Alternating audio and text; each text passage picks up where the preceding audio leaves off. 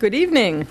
We're going to call the meeting to order. This is the Oak Lawn Board of Trustees regular meeting for September 10th, 2013. Clerk Quinlan, please call the roll. President Barry? Here. Trustee Streit? Yes. Trustee Quinlan? Here. Trustee Olenichek? Here? Trustee Desmond? Trustee Carberry? Here. And Trustee Border? Here. We have a quorum. Thank you. Please rise for the Pledge of Allegiance.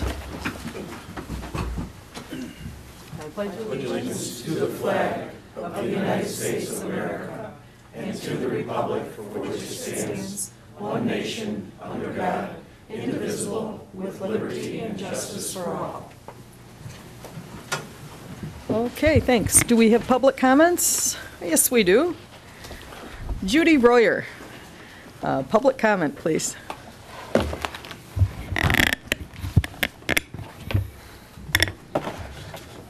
Thank you, Mayor and the board. I'd just like to say one thing is I'm a 30-year resident of Oak Lawn, and I just want to thank the board for what they did in taking money that was going to be ill-spent for the village green and turn it around and put it into streets, alleys, sidewalks. I appreciate it, and I know a lot of my neighbors do.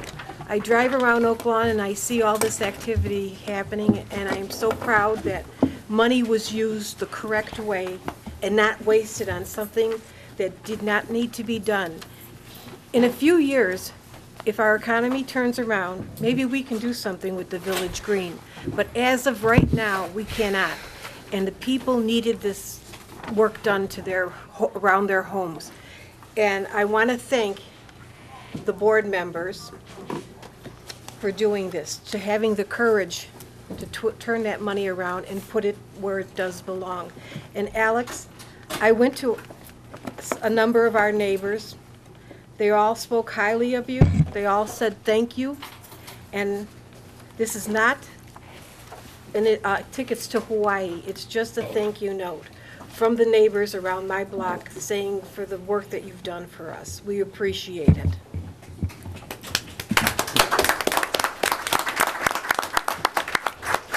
Thank you. Thank you. The card is great. Thank you. Pete Simpson, you're next. Public comments.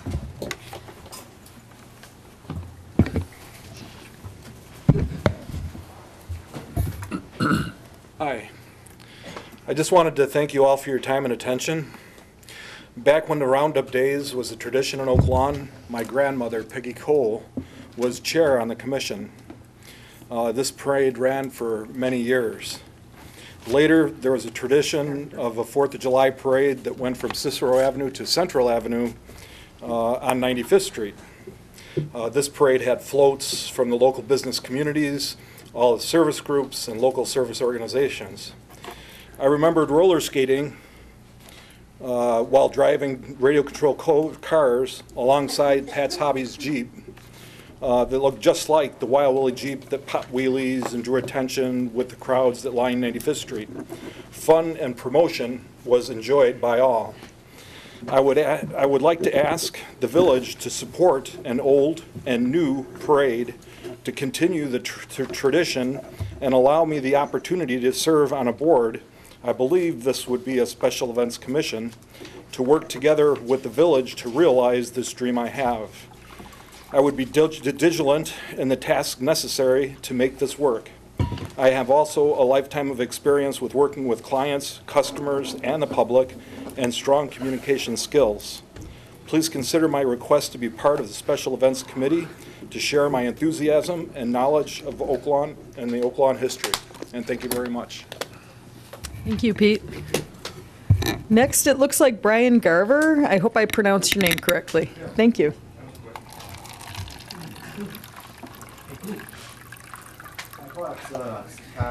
Please come up to the podium.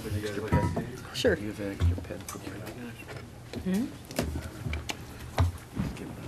I'm a little short, there are only about 8 copies, so. Thank you.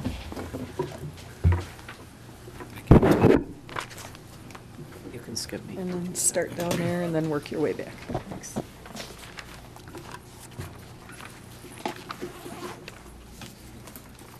Thank you. There you go.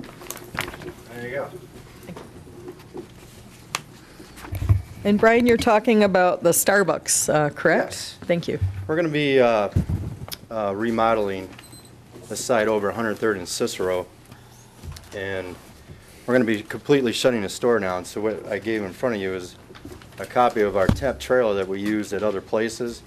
That particular trailer right there is what I'm proposing to use at this site. We actually used that in Wheaton about a month or two ago. And I've used them all over Michigan, Wisconsin, other parts of Illinois. So I just wanted to give you a layout of what the trailer is, where I'm proposing it to put it on site. And there's a description of what we're going to be selling out of there as well. Thank you. So you work at Starbucks? Yes, I'm in store development. Thank you. Thank you. Any questions? It'll come on the agenda a little Oh, okay. later, and we'll call you back up Oh, if okay. that's okay. Is All that right. okay? Yeah. Okay, very good. Okay, I think that was the last of the public comments. As we've done at prior meetings, for the purpose of today's meeting, we're defining conflict of interest as any item on the agenda for which an elected official on this board or their family stands to financially benefit. If a trustee does not want to participate, this is optional, of course. At this time, I'm asking the board if anyone has a conflict of interest to disclose with any item on tonight's agenda. Okay, hearing none. We're going to move on to new business by village trustees. Excuse me, no, we're not. I have a request to approve Running with the Bulldogs 5K walk run on September 22nd, 2013, benefiting the Pediatric Oncology Treasure Chest Foundation. Is anyone here from that organization? Bob, would you care to step up and tell us about your program? This is the second year that we're putting this together. Next week, it's a 5K walk run that's held right outside of Richards High School. I started it last year to try and benefit the charity out of Christ Hospital to get kids involved and motivated and active and with their families. Last year we had just over 600 participants in this race for our inaugural year. We generated for the charity $10,800 our first year. Requesting approval to go ahead and give it a go again next week. Right now we're just about a little over 300 registered participants. We're anticipating another 300 to 400 within the next week and a half. It's a great event. We have the Chicago English Bulldog Refuge coming with a bunch of baby bulldogs that you can adopt at the race, kind of the theme with Richards High School. And it's great for the kids. I'm a PE teacher at Richards High School. I love being active. I love showing the community, and I love showing the kids that, you know, they can be as well. So requesting approval from the board, please. Okay, any questions for this wonderful gentleman? May I have a motion, please? Motion to approve? Properly moved by trustee Streit. Seconded by trustee Oliniechek. Any discussion? Please call the vote. All in favor? Yes. Yes. Opposed? Motion passes. Congratulations, thank you. Thank you. Next, we have item 6, a request to approve putting up a tent for Home Depot Do-It-Herself Workshop on September 20th, 2013, from 6 p.m. to 9 p.m. at 4060 West 95th Street. Is anyone from Home Depot in attendance? Okay, I'd like a motion then, please. Madam President, I make a motion to approve. Properly moved by trustee Vorder, seconded by trustee Quinlan. Any discussion? Please call the vote. All in favor? Aye. Aye. Opposed? Motion passes. Item 7 on the agenda is approval of the meeting minutes of the regular meeting, Board of Trustees, dated August 13th, 2013. May I have a motion, please? Madam President, I make a motion to approve the minutes subject to any corrections or additions of the Properly trustees. moved by trustee Vorder, Second. seconded by trustee Carberry. Any discussion? Please call the vote. Trustee Streit? Yes. Trustee Quinlan? Yes. Trustee Oliniechek? Yes. Trustee Desmond? Yes. Trustee Carberry? Yes. And Trustee Vorder? Yes. Motion passes. Thank you. We're going to move on to new business by village trustees, and we're going to start in District 1 with trustee Desmond. Thank you, Madam Chair. I just want to thank all the people involved for making Fallen Green so successful this year. I think it was our best Fallen Green to date. To name everybody, I would be here too long, so I'm just going to start and thank Steve Larson, Chairman of the Special Events Committee. I'd like to thank John Schultz as as a representative of all the volunteers that worked on Following the Green. He seemed to be there 24/7. And then the staff, we had Deanne, Steve, Laurie, Brian, who did a fantastic job making sure everything was so successful. And I'd also like to thank Chad Weiler for all the work he did in organising it thus far. We had a fantastic weekend. The weather held, music was great. And one other item, during the weekend I spoke to I think he's a member of the Public Works Committee, and he wanted to let me know about tow trucks for tots. It's a program that's like the Ties for Tots, or the motorbike group that gets ties for the kids. So they're going to have a collection, I believe, in the lobby. So they're asking for new ties unwrapped, and they don't want the soft ties. And other than that, all is well in the first district. Okay, thank you. District 2, Trustee Olenichik. I too would like to echo and thank everybody that was involved in Following the Green. I know that I was not out there other than a couple hours on Saturday, but everybody that went out there, the residents surrounding the area, were very appreciative of the accommodations that were made for parking and safety, and it was a very fun and well-run fest. So I appreciate all that everybody did in the village staff to make that a well-run, safe fest. I would like to give a ComEd update. This has been something that for the last 6 months, the mayor, village manager, and myself have been meeting with ComEd and to give the rest of the residents an understanding of what's happened, because there are two major issues with ComEd.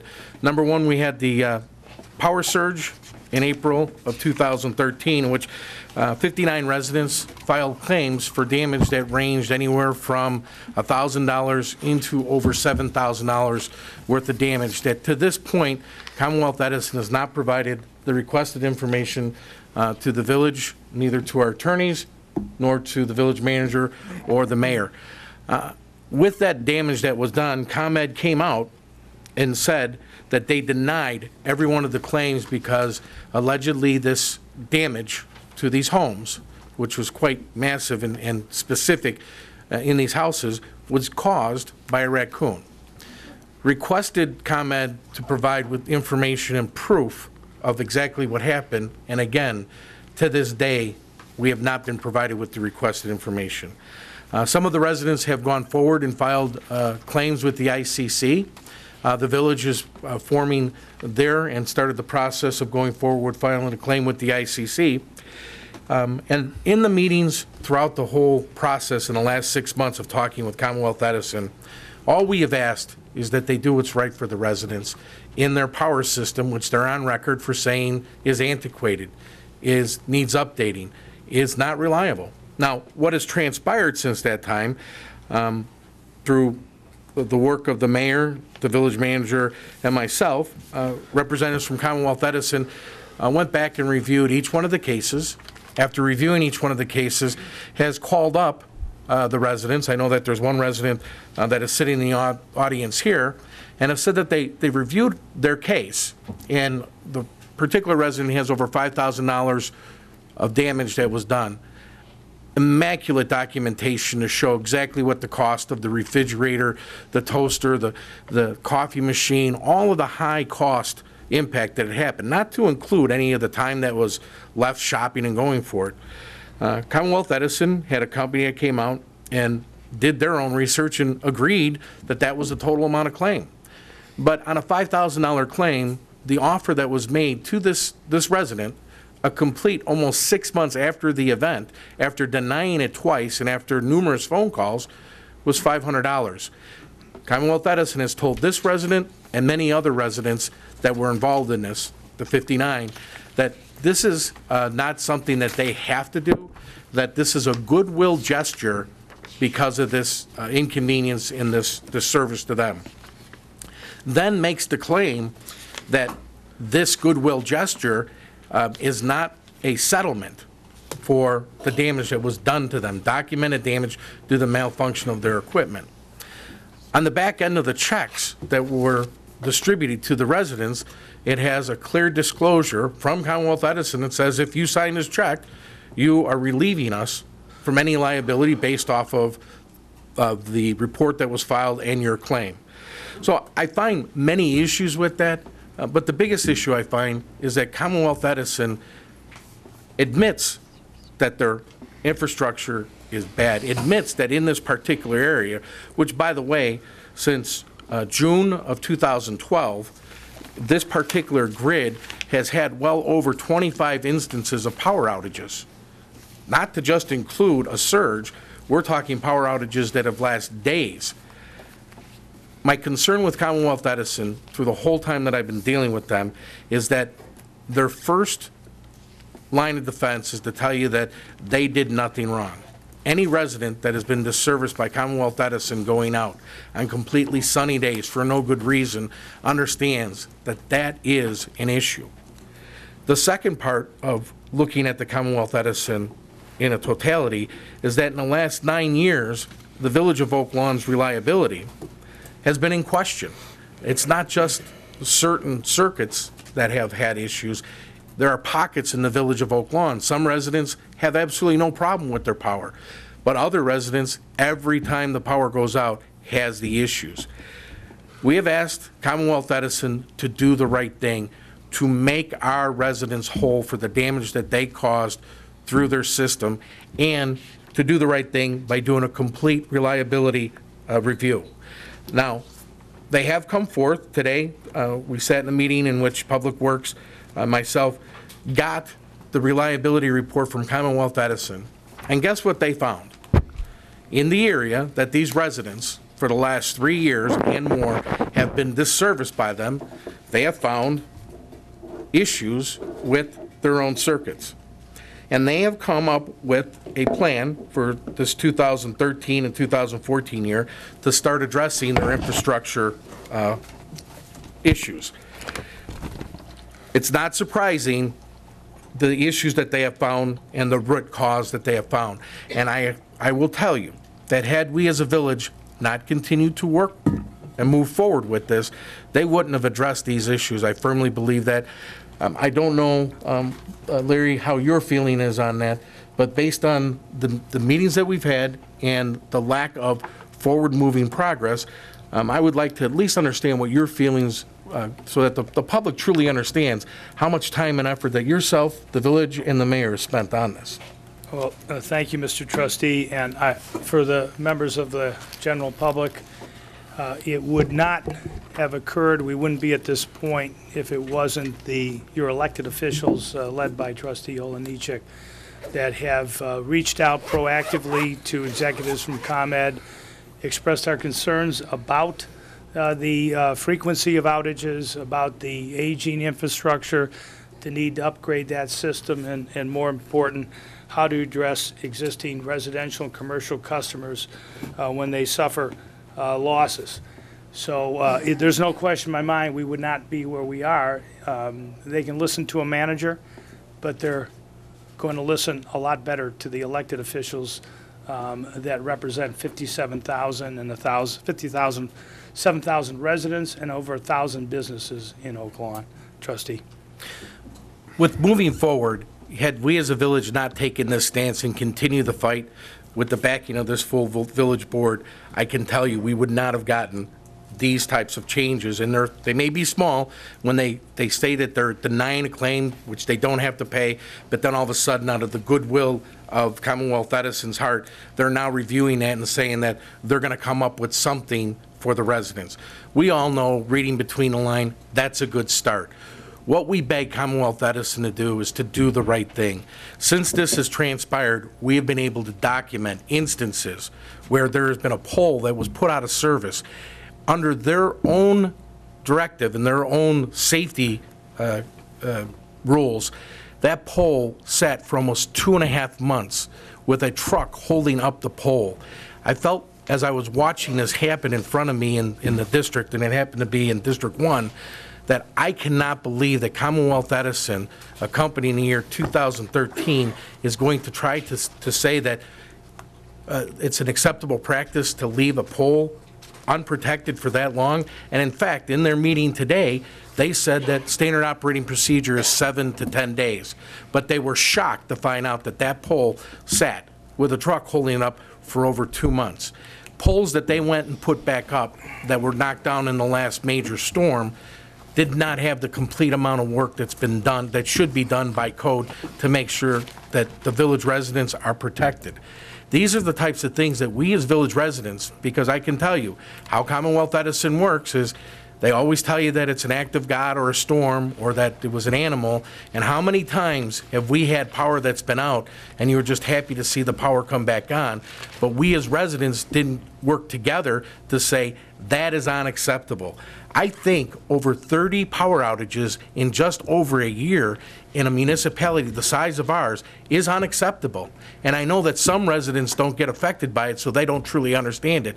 But I am going to tell you that there are residents that this has wrecked their lives, where they have had a hard time keeping food on the table because of Commonwealth Edison's inability to deliver power to their homes consistently. And I ask that we continue to have the support of the Village of Oak Lawn and going after Commonwealth Edison to continue to improve our infrastructure. So as we move forward on this, I also ask the board that as we move forward with our ICC suit against it, which is the second part of this, because when you look in totality and take a look at the last 5 to 7 years for Commonwealth Edison, it is undisputable that our reliability is some of the worst reliability in their grid in the south suburbs. And we need to continue to move forward and work on that and hold them accountable. The bright light at the end of the tunnel is in May of 2013, there was a case in front of the ICC in which the ICC ruled in favor of the community because Commonwealth Edison and their unreliable energy, it was proven, not in one instance, not in 2 instances, but in many instances, that they could prevent that. And the things that we have seen, especially coming out of the last storm, where we had an incident that happened on a Monday, and the people that were in that area didn't receive proper power back until Thursday evening. It could have been on a complete hour and a half to 2 hours earlier.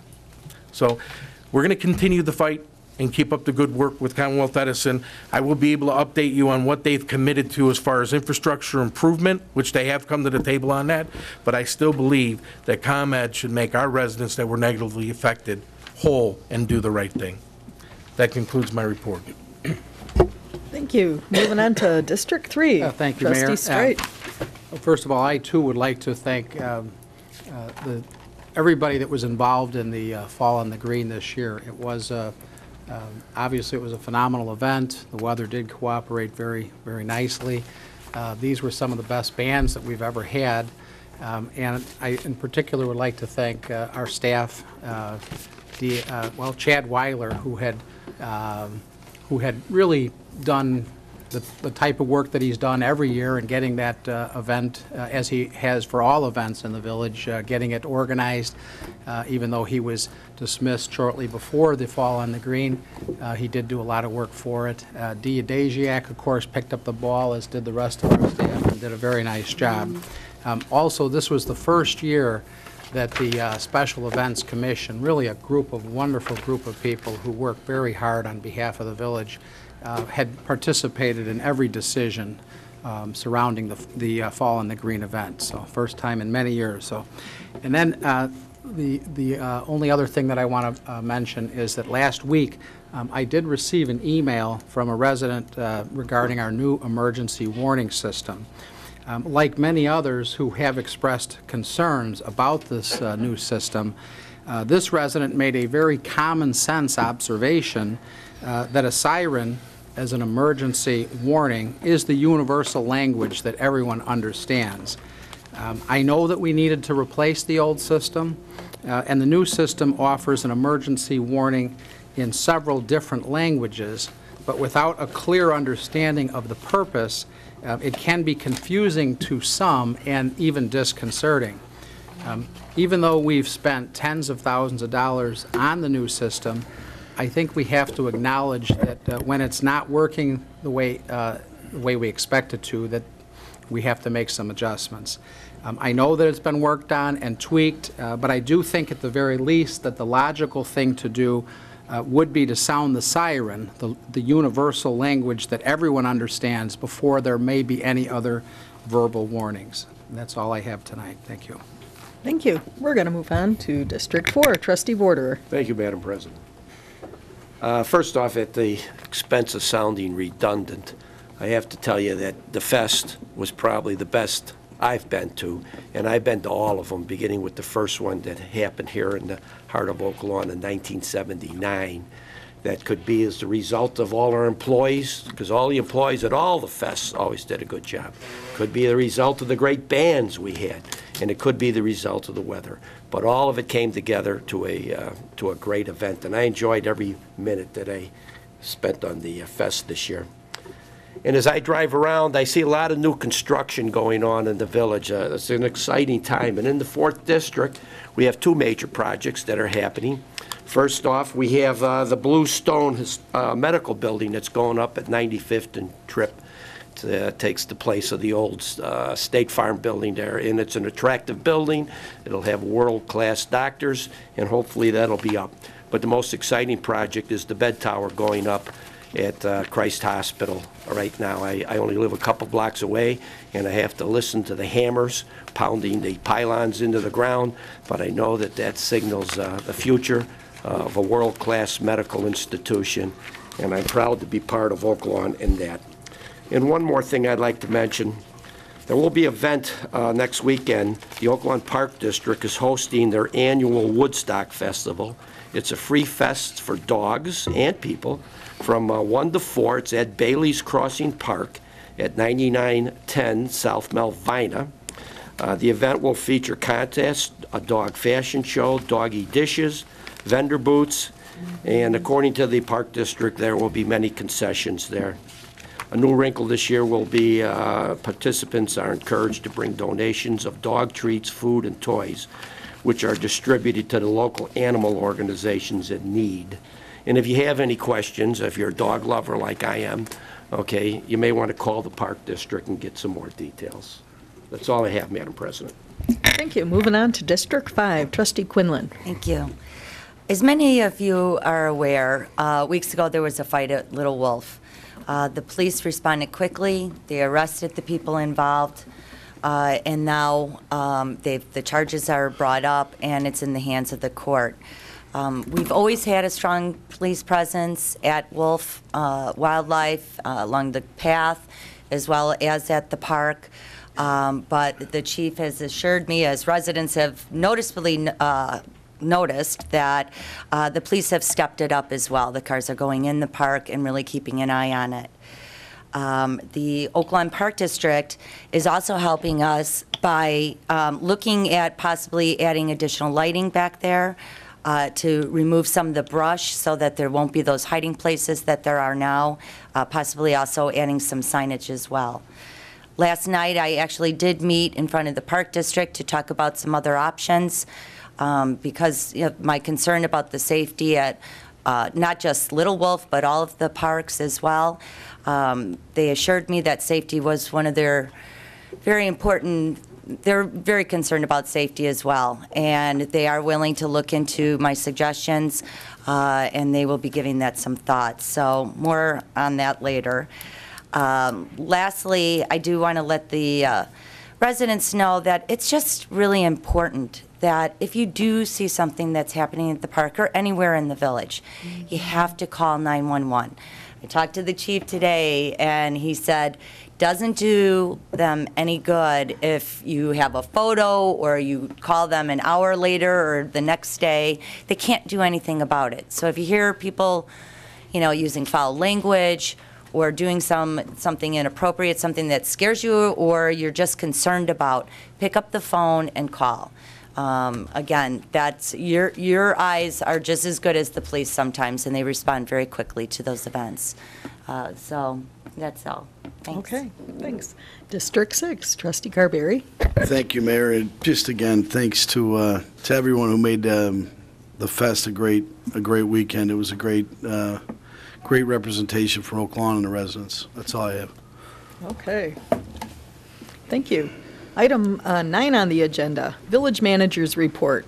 Item 9A is ordinance number 13-15-54, which is an ordinance authorizing and providing for issue of not to exceed $15 million Waterworks Local System Revenue Bonds, IEPA Junior Lien Series, in one or more series of the Village of Oak Lawn, Cook County, Illinois, for the purpose of constructing improvements to the existing systems of said village, prescribing all the details of said bonds, and providing for the collection, segregation, and distribution of revenues of the system of said village. May I have a motion, please, on item 9A? Make a motion approve? Properly moved by trustee Quinlan. Second. Seconded by trustee Desmond. Any discussion, please? Madam President, if I could, for the benefit of the board, just a few remarks. What I handed out to you is a document that has been on our website following a public hearing required by the Illinois Environmental Protection Agency held in this auditorium. And the document's been on the website for full review by the general public for in excess of 6 months. And in it, the document gives a lot of history, and I know we have some new trustees here, and you've had a full agenda, many policy changes for the better in this community that you've been engaged in, but we also have stability with members on this board who have served on our Public Works Committee through the years, Trustee Quinlan, Trustee Streit, Trustee Olenichek. And this project began long before I arrived in Oak Lawn. When I arrived here in my first 2 months, it was the #1 issue facing the community. We had a water fund that was in the red and going in the wrong direction, and we had municipal officials from the 12 communities that we serve calling basically for Oak Lawn to be more responsible and to get a more comprehensive handle on how to provide probably one of the most essential utilities that any of us will ever expect to receive, called water. And I remember meeting at the hospital auditorium with those officials, and it was a full room, and that was my introduction to Oak Lawn. Not a very pleasant meeting, a lot of angry officials. And I pledged to them that we would work, that our president and our board of trustees would work long and hard to make sure that we delivered a world-class water system for current generation and generations to come. So the driving forces, the project drivers that everyone should know in this room are critical, and timing is highly sensitive, and I'll get to that. #1, eliminate a single point of failure. This is a system where you've all seen we brought in broken water pipes. We've shown you how they failed. We've placed them in front here on exhibit in the room for you as a board and for members of the public to see. If there's a failure anywhere in this distribution system, which is owned by the Village of Oak Lawn, we have municipal customers. We serve over 325,000 folks, but we own this system, so we're responsible for it. Right now, if there's a single point of failure, we're all impacted. This is not what it is called in the vernacular of water business, a looped system, where if there's a point of failure in the system, you can identify it, you can valve it off, and you can distribute water to the rest of the loop so everybody is not interrupted, particularly if it's high noon on a very warm day. This isn't July, this is September. That's another concern. We don't control weather, and no one knows what the weather in the future will be. There was a drought in 2005. There was a major water main break. There's a disruption in service. There were a lot of concerns that were facing this community. And driver #2, reduce energy costs, spending over $1 million in energy costs because we had turbines that were not spec'd and designed to handle the demand, and we're not energy efficient by today's technology standards. We aim to make that change through this project. Driver number 3, address safety concerns. We have men and women in our water department that are crawling in holes, in vaults underneath the ground, off of Central Avenue in Oak Forest, near Route 57 in Cicero, in the Madison area.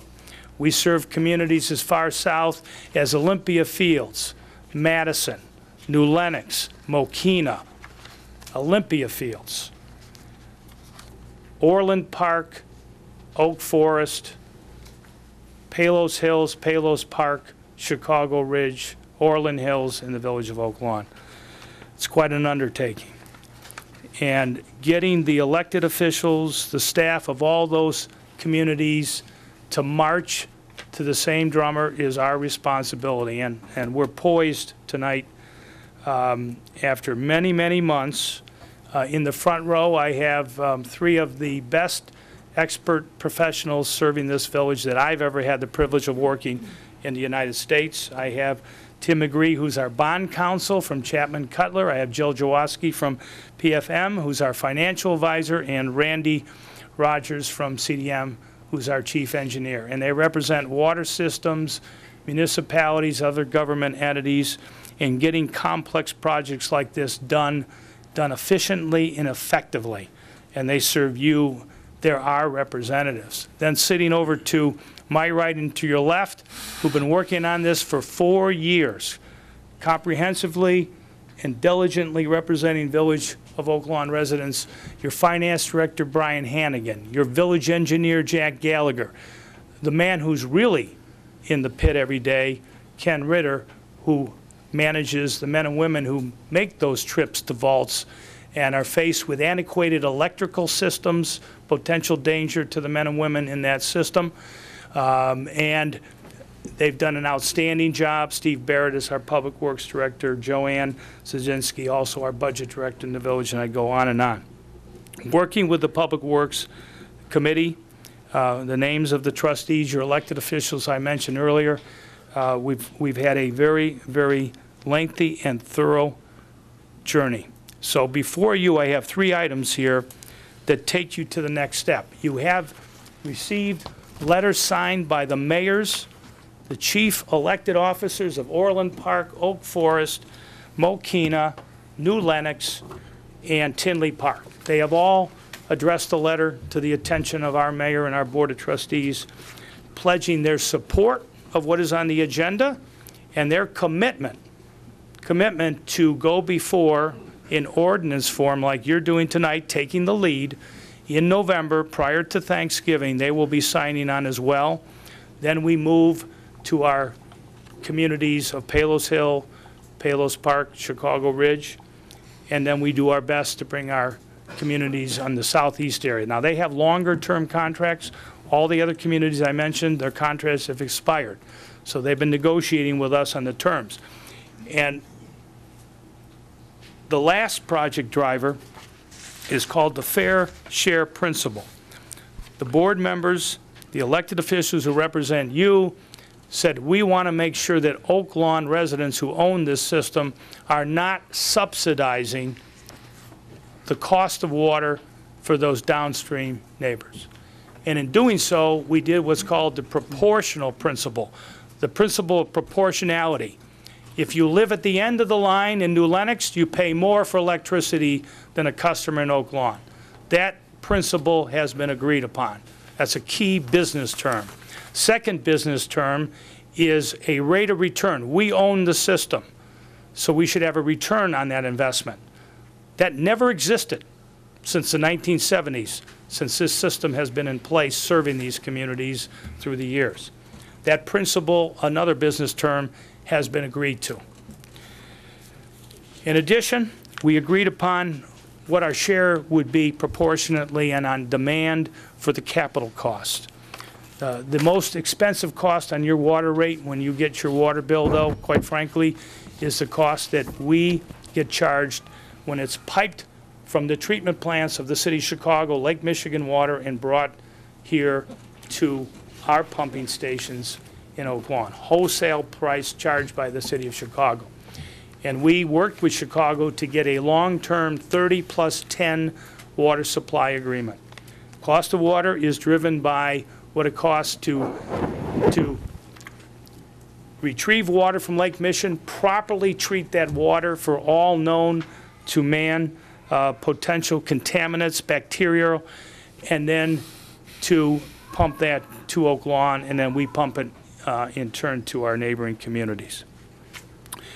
The first item before you is to authorize bonds not to exceed $15 million. And you'll say, what is that for, Mr. Manager?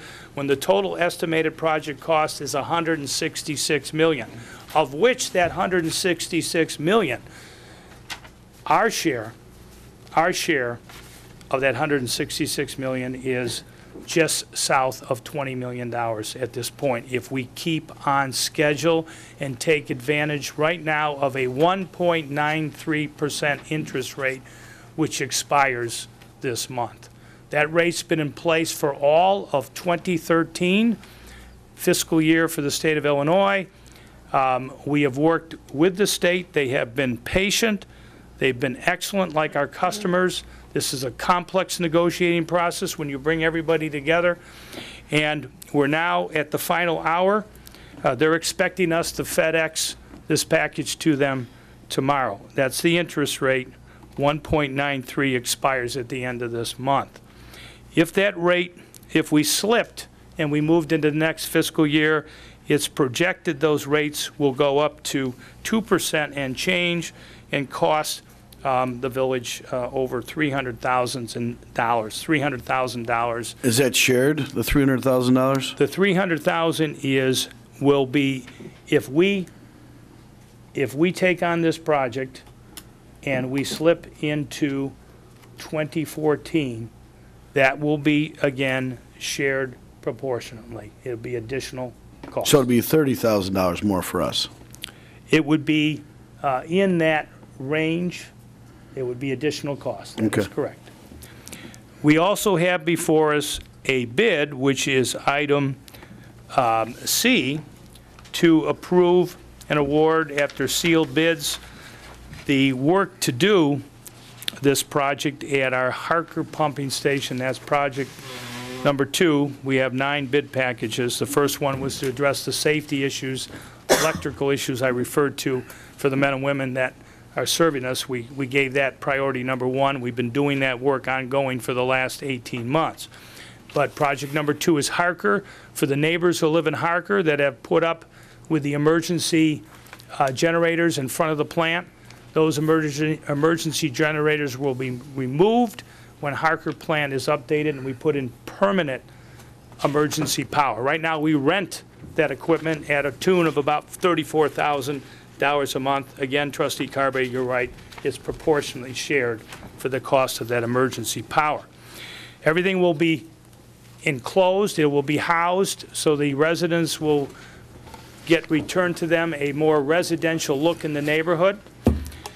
Time sensitive because you want to enter. There's large storage tanks underground behind the pumping station in the open field. Some of you may already know that. Some of you may not be familiar. You see a large field underground are large reservoirs holding many millions of gallons of water. And we need to go into those. We've gone in preliminary with divers, but we need to empty those tanks. We need to make repair. We need to replace valves that are 30 years plus old, valves that close up over time if they're not treated appropriately or take advantage of the latest technology in terms of metallurgy and what is put in place for those valves. You do that in the wintertime when your demand is down. You don't do it in the summertime when your demand is up. So that is very time sensitive. We have a bid from Henderson & Son. Folks can go to their website. They're a large player, do a lot of work in this type of construction. We believe they can make the schedule. So that's the second item. Item B is to approve the construction management agreement with CDM. CDM has been our project engineer from the master planning effort, which began in 2008. We're in 2013. We began, and the village board unanimously authorized this venture we've been on in the early months, early spring of 2008. I'd be more than happy to answer any questions the board members have. Certainly, if I cannot answer them, I'll direct them to the appropriate members of our staff and our consultants do the best to answer the questions. Trustee Carberry. Yes, thank you. Thank you, Mayor. And this isn't, we notice, I appreciate you going through the presentation here, Larry, but our treasurer did have a concern, and I think you're familiar with that. And if we have till the end of the month, why not fully vet it, let him go through some of his concerns.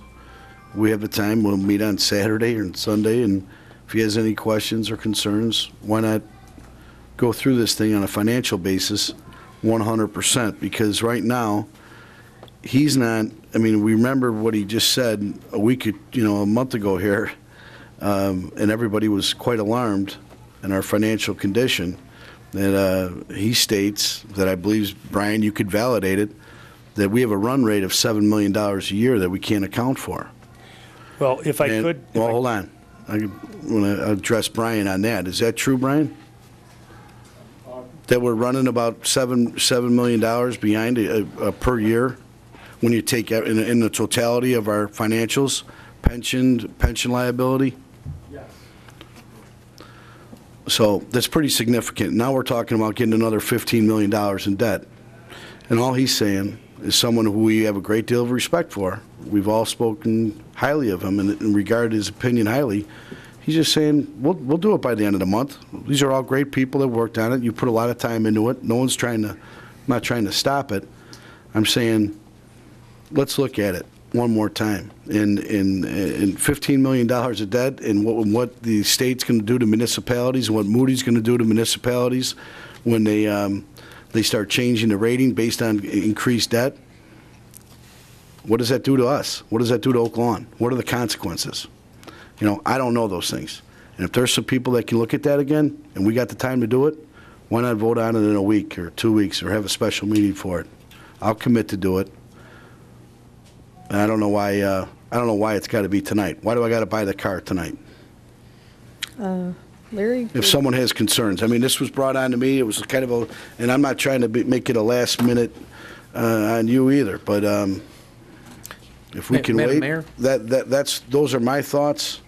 And again, I'm not trying to take away from anyone's hard work or efforts, and I'm sure we have, I have all the, confidence in the world that the most highly qualified people were involved. I'm just saying, you know what? And maybe we can't buy the Cadillac, Lair.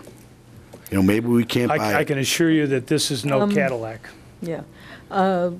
Alex, you asked to go, but I'm going to let Larry respond first to Mike, and then Thank you. next, Alex. Trustee, again, I respect what you're saying, and I certainly respect our new treasurer.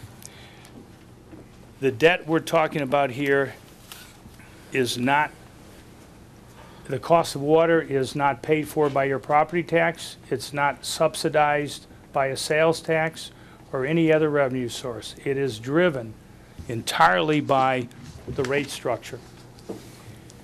And once again, this isn't something I'm putting before you that should be a surprise to anybody. Every TIL that I send out, when appropriate, I give the board an update. I really don't want to get into the merits of my argument to yours at all. I'm not questioning your information. I'm simply saying, the gentleman was brought to me last minute. For that, that might not be the way you want it. But it's going to be my recommendation. Just based on someone said, let's just take one more look. We have the time to do it. We got till the end of the month. He's willing to do the work on it. Why tonight? That's my question. Okay. Okay, Larry? The question's a fair question, trustee, and I'll go back to what I said earlier. The state of Illinois would have liked us to have this package done back in April. We had like an April 30th deadline. The public hearing was held in March. If you look at this document, it's very clear. It's a public hearing required in support of our application. After the public hearing and submission of the transcripts and the detailed construction drawings at that point in the master plan, we did get approval from the state. And they would have liked us to get all the paperwork together because they were setting aside monies for Oak Lawn. We had gone to the state in 2010, said, State of Illinois, Director Scott, we would like to have more, not less, low interest loan money to finance that. And by the way, our neighboring communities weren't sure that that was the best way to go. They were saying maybe we can go to the private market and get debt that is 30, 40 years out. It'll cost us a higher interest rate, but we'll spread the cost. They went and hired an independent financial firm, and that firm looked at the report and said, Oak Lawn's correct. You ought to fund as much as you can of the 166 with this low interest money that really is derived through a national program out of Washington where every state in the union that participates gets money flowing to them, and they use it to lower the interest rate to encourage communities to make the necessary infrastructure improvements rather than defer maintenance, kind of like Trustee Olenichik was talking about with ComEd. It's our system. I don't think I would be doing you the right job as a manager to sit here. If you said, why not another 2 weeks, I understand that. And tomorrow we would call IPA and tell them we need some more time. But at stake is the risk. The risk is higher. The risk is driving it into another fiscal year. And the risk is kind of a credible one. They've been most cooperative, and we told them what the schedule was, that we would be before you. We told them that the other 5 downstream, we call them the Southwest customers, would be approving their ordinances in November, and we would also be approving the master plan for the full $166 million project in November, all the communities. That'll be the next step. But here, why is this before you now? We have a good bid. I don't want to take any chance to lose that lower interest rate, but if the board wants more time to talk about it, we certainly can schedule that. But I don't want to be responsible, and it's not, I don't play bureaucrat. Don't try to threaten people. I'm just telling you, we have been very methodical. We've got support, and they are expecting us to deliver. And if it takes a couple more weeks, because that's the feeling of the board as a whole, certainly we'll do our best to work on that. I don't recommend that, Okay. but I'll certainly yield to the board. I'm going to ask one question. Trustee Carberry. At what point, thank you, Mayor, at what point, what would be the highest amount of debt based on this project will Oak Lawn have Sure. at one time? The highest it is, before all the municipalities start paying us and we start, We're about at it. That's the beauty. Excellent question. I'm glad you asked that, trustee, because I was negligent. I basically said to our customers, we can move and you can't. So if we go forward with this project, Phase 2, Harker plant, and we take on this not to exceed debt, we're almost to our full debt amount and we're getting the lowest interest rate. So the next tranche, which will be for the Reich, improving the Reich pumping station, and I suspect that'll be sometime in first quarter of 2014. By that time, we'll have all the signs, all the other contracts signed up, and we'll have very little debt left, and we would have paid for most of our debt with the lowest interest rate of any other communities. Yeah, Mike, can I interject Fine. one thing? It's really not 30,000. It's because what we're locking in is our component of the debt. It's a $166 million project. So what we're locking in now is for this 13 million component if we can get this done by the end of September, when the new appropriation resets the interest rate, and it's going to be around 2.05. So if you take that difference between the 1.93 that we can get this month and the 2.05, that 12 basis points is about $300,000. It's all Oak Lawns, though, because we're going to take that whole tranche of debt, and I believe that interest rates are going to be heading up, not coming as low as they've been. And the beauty of this particular loan is it sets over the last 12 months. So that's why we're asking Oak Lawn and the village board to approve the project, let us get the debt done this month, knowing that the most debt that we would take on the whole project would be approximately 18 million, because our percentage is about 10%, depending upon how many communities come in, versus about 10 to 12%. So this whole, what we're basically doing is locking in our whole interest rate for the 20 years at this low interest at 1.93%. And I've explained this to Pat, and I know we still need to spend some more time, but it's also not general obligation debt, as Larry would say. These are revenue bonds that are going to be paid by the cash flow from all the community water bills, including our own. Alex. Yes, Madam Mayor, Board. Just in the numbers that were just thrown around there, I got the cost rate implication at 165 mil by something that was produced by village staff.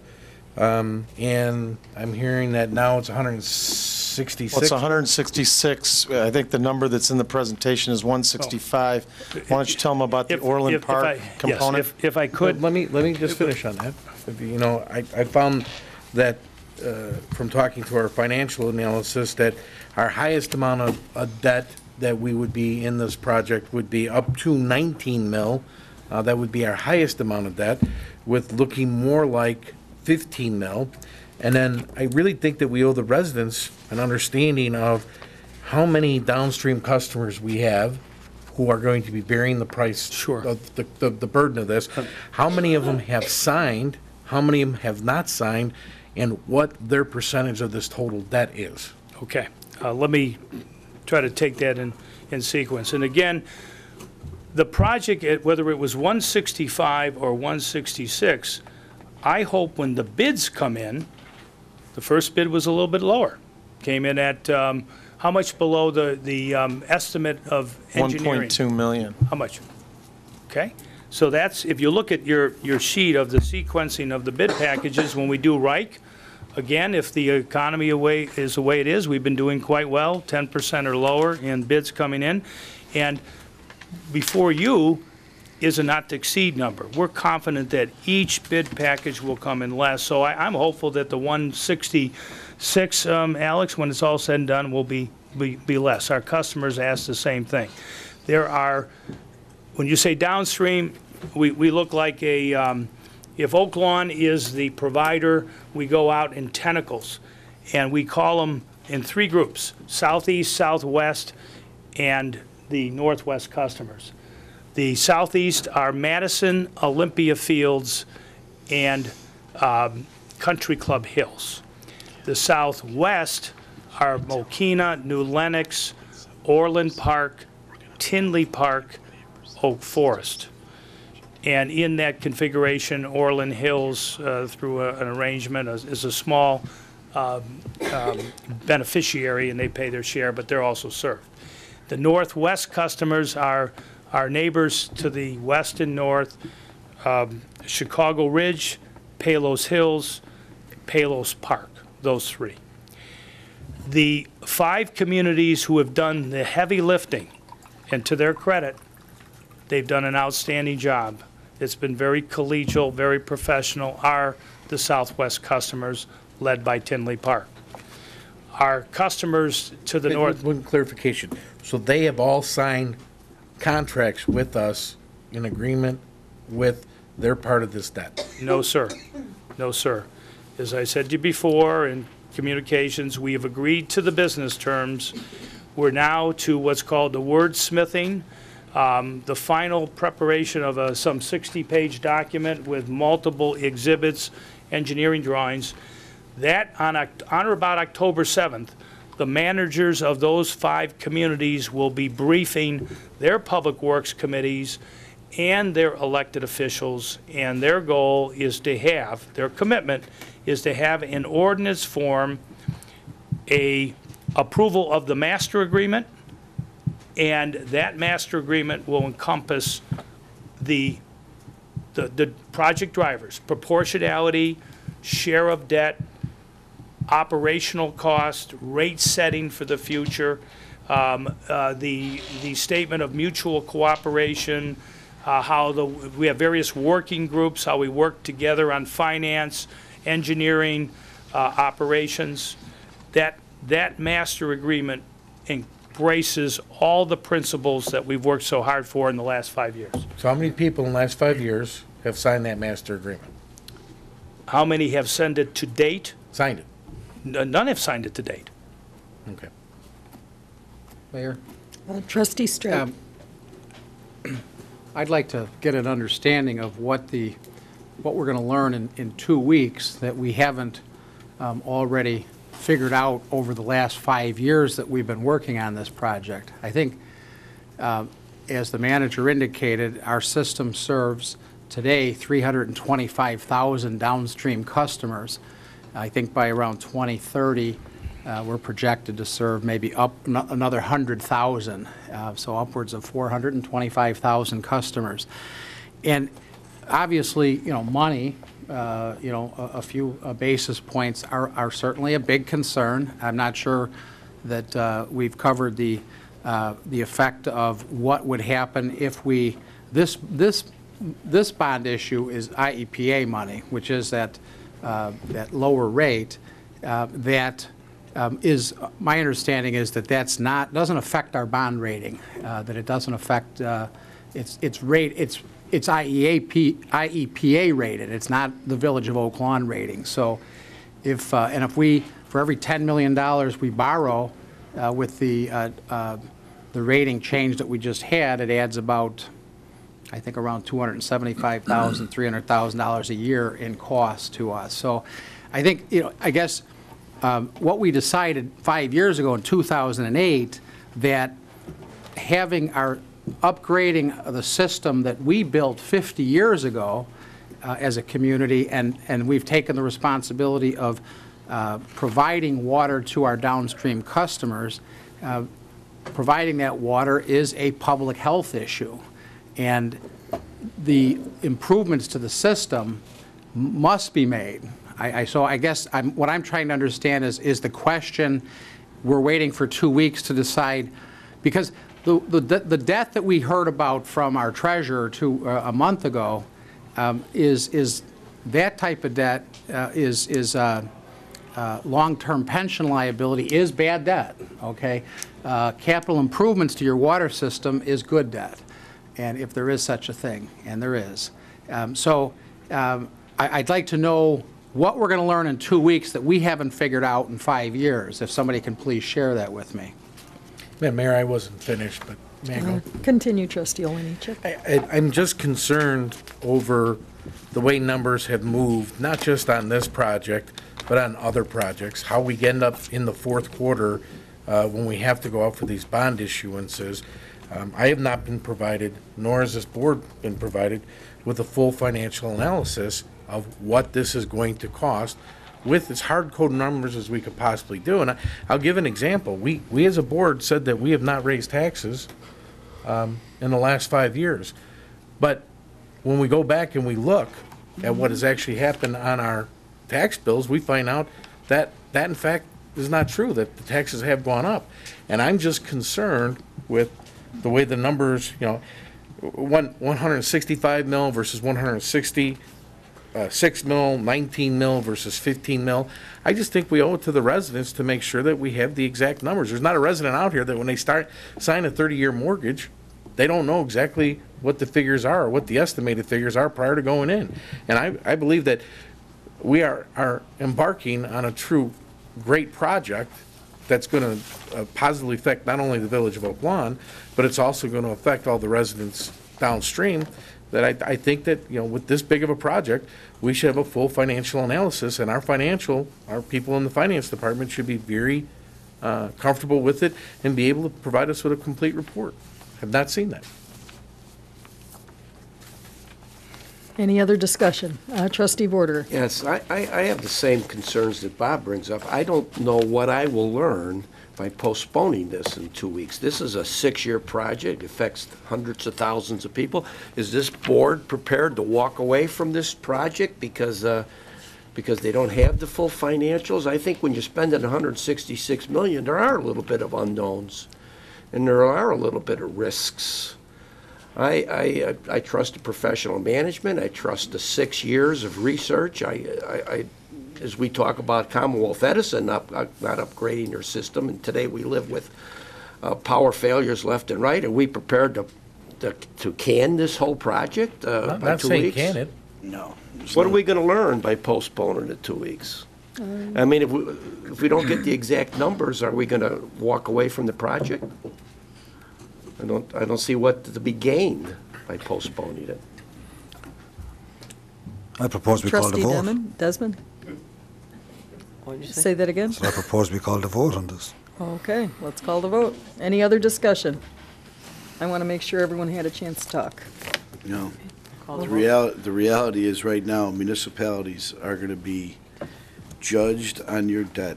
They're already talking about it downstate in Springfield about from school districts to more of their localizing pension liability and budgets for our schools locally. That's a discussion we're having.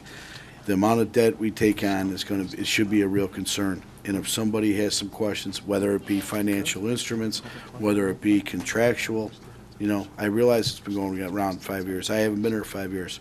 But we have somebody that we all had a lot of respect for just a couple weeks ago. All he said was, geez, I'd like to have a little time. He goes, I'd give him Saturdays, Sundays, whatever what. I'd like to ask a few more questions. Maybe I can help. That was it. This isn't insulting anyone's hard work. This isn't not being skeptical of their management skills or their abilities. But when you start talking about debt with municipalities, go talk to Rockford about some of the debt they took on. I mean, and it's happening in municipalities that will not be able to pay a bill. That's going to happen throughout. That's just not in Illinois. That's throughout the country. There's municipalities that can't pay their bills. They can't pay their workers because they made decisions that were poor. And right now, we're taking the treasurer just told us, and I didn't hear anyone argue with him. He's saying that we're paying out more than we're taking in every single year. That's what he's saying. Now, what are we prepared to do about that? Those are tough decisions to make. Those are real discussions to make. And if someone like that's telling me that, and we all agree with him, and he just asked as not as anybody that wanted to make a dollar. He's just as someone on the board. He's saying, "Hey, I'd like to offer my services." That's what he said. That's what I'm acting on. I'm acting on that. Nothing else. And if it's going to cost us, $1 million, and it's we got to do it now, right now, tonight. Well, I don't think that's the right answer. I don't. And I do think, and I'm not going to support it. I'm going to support what I believe, which is I believe he should have a chance. I'm willing to put the extra time in whenever it is, but I think he should have the chance to fully vet it. I don't know, would our financial people have Well, can we, would the board have a problem with a special meeting? Because I think we do have 2 weeks is September 24th, and... Absolutely not. I wouldn't. I think we owe it to the residents. That's a big amount. I think we need to be conservative. Well, it's 100, whether it's 165 or 166 million, the percentage that Oak Lawn would have of that project is 19.4 million worst case. That's the 11.4%. So we're not agreeing to any more than that debt and what's before the board tonight. What's before the board tonight is for us to do the first part of the project and to lock in an interest rate And again, these are not general obligation bonds. These are going to be bonds that are going to be what we call revenue bonds. So all I'm asking is, I would be happy to sit with Pat and do it. Here's my. Yeah, and I'd be happy to have the special meeting as well. Yeah, Well, Larry, please. Mayor and trustees, we had a Public Works Committee meeting. Voted unanimously at the Public Works Committee to refer to this Yeah, board the approval of the contract. How do you pay for a $10.9 million contract to Henderson Sons to do project number 2, the Harker? My job is to tell you what's the least expensive way to pay for that and represent Oak Lawn residents. So in our negotiations with the other communities, I told them, I said, if you're not ready right now, as Trustee Olejniczak asked, and they said, we'll be ready in November. I said, great. Then we're going to take advantage of the lowest interest rate, and that interest rate will apply entirely to Oak Lawn's share of the debt. So let's say worst case scenario was 19 million. So we're taking on 13 million, the project's 10.9, then you have to add engineering cost and the other costs associated with the project to come up to 13.242 million, conservatively not to exceed 15, but right now we're at 13,242,987. So most of our debt will be financed at the lowest possible interest rate, unlike the other communities. To me, that's sound financial management. And again, nothing, you know, a 3 o'clock email today? I mean, how do I respond to a 3 o'clock email today? That's very, very difficult. And I respect, I'll meet around the clock, whatever it takes to get it done. But I cannot leave this room and tell you that you aren't at risk. And if that risk doesn't bother you for all the right reasons, I hear what trustees are saying, that's fine. But I don't want responsible for saying that if you could pay less, you end up paying more. That's all I'm saying. And whatever it takes for this board to be comfortable, I'm open to that, but it is. You talk about hard decisions, it's talking about leadership. We own and maintain this system. That's the fact of the matter, and we're responsible for breaking that system for everybody else that could litigate because we did not exercise due diligence and accountability to run that system the way it ought to be run. And those are the guys over there that get the call at 2 a.m. in the morning when it's 21 degrees below to zero, and they're in the hole digging to uncover a broken 36-inch water main with water rushing into it and maybe 6 feet. Yeah, I'm 100% with you on that. 100%. I think, Tim, you had a comment. Yeah, just on the numbers we're throwing around, it's 1.93% up to 15 million, not to exceed 15 million. Now we're hearing that it may be 19.4 million. I mean, what happens? Where does the interest go for the other 4 point? Trustee, if I could at this point, I think appropriate our 3 experts here, Tim and Jill and Randy, why don't you just go up to the dais and I think you can shed some light on this.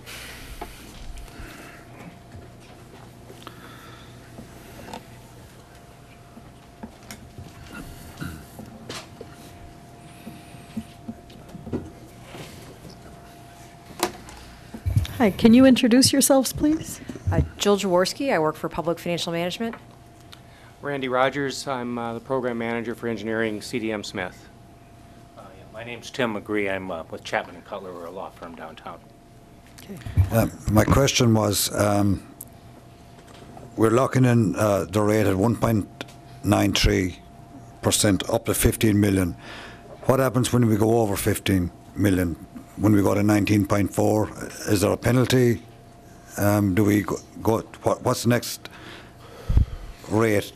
So the project is anticipated to be financed over a series of years, and the goal at this point is to finance all or as much as possible through IEPA loans. The current rate on that IEPA is offering is 1.93%, which expires at the end of September, and after that, the rate will reset.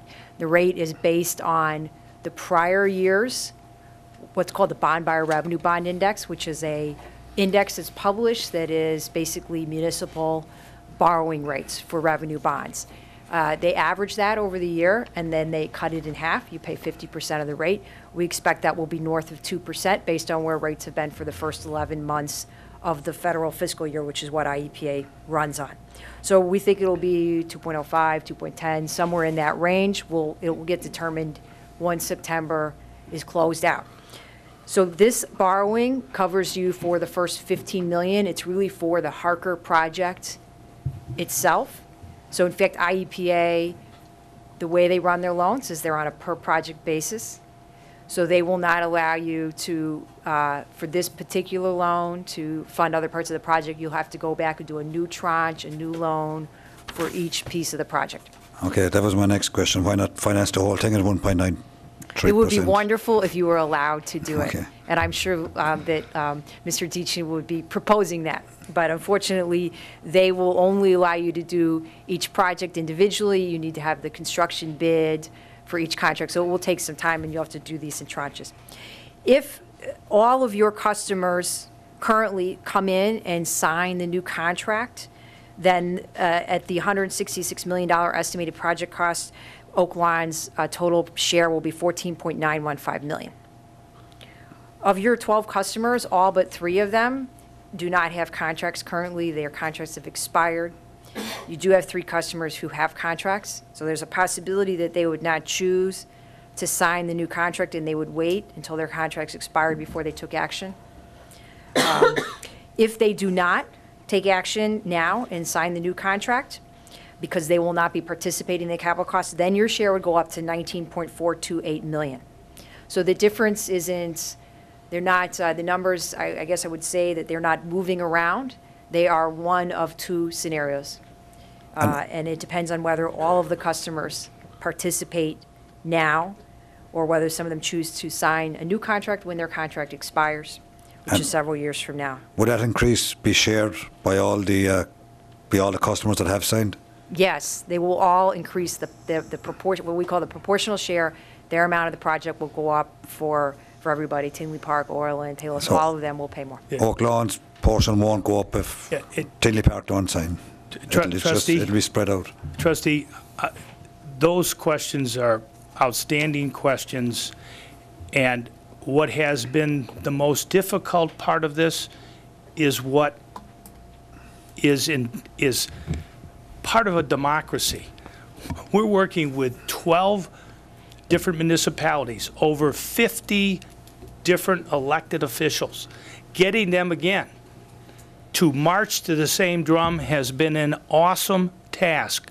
Tremendous amount of communications back and forth, legal counsel, village administrators, clerks, bond counsels. So you add on, we're talking over 100 different experts with different opinions. And it never has been, Oak Lawn's been focused. I'd say we were focused from the time the master plan was distributed and we met in this room. And by the way, that master plan was customer driven. It was data that we made each community provide to us. We were not dictating it. And based on that data, it's their data, we came up with, you're going to pay your fair share. Oak Lawn's not going to subsidize. Oak Lawn's going to get a return on its investment, and you're going to pay your proportional share for electricity, for transmission maintenance, for pumping costs, et cetera. I thought it's a masterful example of getting regionalism government to work, but so hard. So that's why what you're asking for, I wish it was very simple and neat. It's not. Trustee Olenich's questions are great. If I could sit here and say they're all signed up, everybody's looking for a leader. And I submit to you, you're the leaders. It's your system, you own it. You're exercising leadership for the others to follow. And Oak Lawn, whoever were the officials in office who came up with the water system in the 60s, whether it was Mayor Dumke or whoever was in office, I commend them. They had great foresight in those days to see It's better to work together than to work separately. We should bill them for your time too, Larry. We are billing them for Madam Mayor, Alex? I have one more question. Larry, you had mentioned bond councils. How many bond councils do we have? You're looking at our bond council right here. And that's for the whole project? That is the bond council. The three, by the way, another part of governance, we went to those communities and said, we've interviewed and we've selected. This is our recommendation for financial advisor. This is our recommendation for engineer. And that guy there's our bond counsel. What do you think? They said, superb decision, Oak Lawn. We gave them all the firms we interviewed and who we selected, and they said, you got the A team. That is the A team. And by the way, we pay our portionate share of their costs. So we only pay, up to, our 9% or our 11%, depending upon what happens with the southeast communities. Well, just for the record, Madam Mayor, I am in favor of the project, but I would like to see the full financial analysis, and until given that, I cannot vote in favor of the project. Okay. Any other questions for our team up here? Thank you so much. And I'm just going to review what we're voting on, just so everyone knows. This is item 9A, ordinance number 1315-54. This is an ordinance authorizing and providing for the issue of not to exceed $15 million waterworks local system revenue bonds through IEPA. Okay. Please call the vote. Trustee Strike. And just one quick question, and that is, the law firm of Peterson, Johnson, and Murray's name is on the ordinance, but my understanding is that Tim McGree drafted the ordinance. I'm just curious, did you guys draft the ordinance, or did Tim? No. Tim McGree, and he reviews it with our general counsel as part of our agreement with Peterson, Johnson, Murray. The importance of that, and Mr. O'Grady has served the village well sitting in these meetings over the course of the last few years, is so we make sure that what we're doing here is consistent with what goes before the board and protecting the village of Oak Lawn's interest as well. Two opinions are needed, Bob. We need one from Tim as bond counsel and one from general counsel. Okay. Yes. Okay, so we're going to call the vote. Yes. Trustee Strike. Yes. Trustee Quinlan. Yes. Trustee Oliniechek. No? Trustee Desmond. Yes. Trustee Carberry. No. Trustee Vorder. Yes. Motion passes 4-2. Thank you, board. Thank you. We're going to move on to item 9B, Resolution 1315-40, which is a resolution approving a construction management service agreement pertaining to the Harker Complex Construction Project between the Village of Oak Lawn and CDM Smith Incorporated.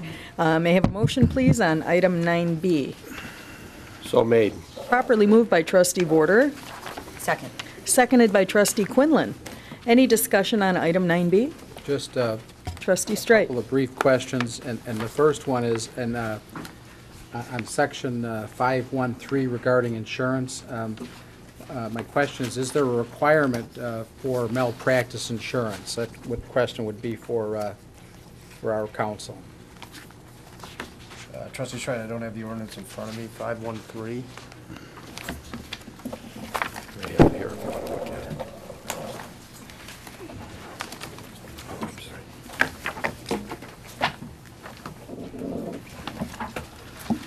I'm sorry. While our council is looking at that, perhaps if you can go to the podium, Mr. Rogers.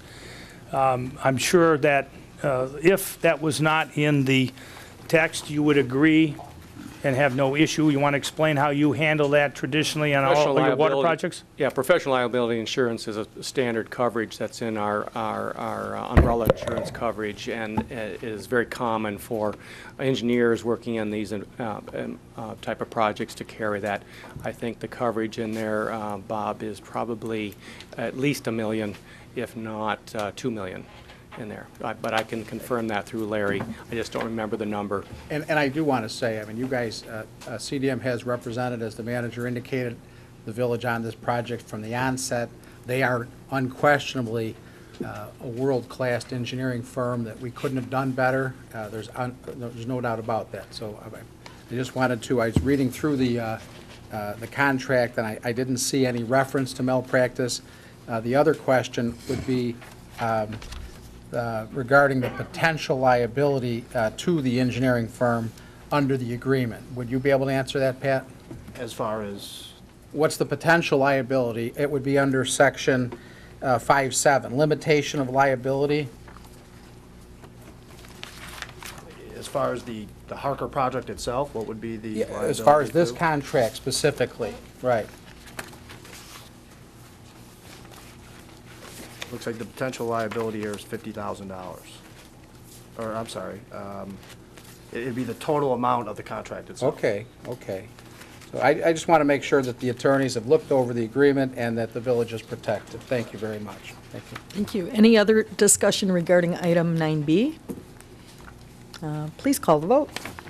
Trustee Streit? Yes. Trustee Quinlan? Yes. Trustee Oliniechek? No. Trustee Desmond? Yes. Trustee Carberry? Nope. Trustee Vorder? Yes. Motion passes 4-2. Thank you. Item 9C is Resolution 1315-41, which is a resolution approving the proposal of Joseph J. Henderson and Son Incorporated pertaining to the Harker Complex Improvement Project. May I have a motion, please, on item 9C? Motion. Go ahead. Okay. Motion approved. Properly moved by Trustee Quinlan. I'll second it. Seconded by Trustee Vorderer. Any discussion on item 9C? Please call the vote. Trustee Streit? Yes. Trustee Quinlan? Yes. Trustee Oliniechek? No. Trustee Desmond? Yes. Trustee Carberry? Nope. Trustee Vorder? Yes. Motion passes 4-2. Thank you, Board. Okay, item 9D is a presentation of the 2012 audit by McGladry, LLC, John George, and Tara Leha. Are you present? Thank you.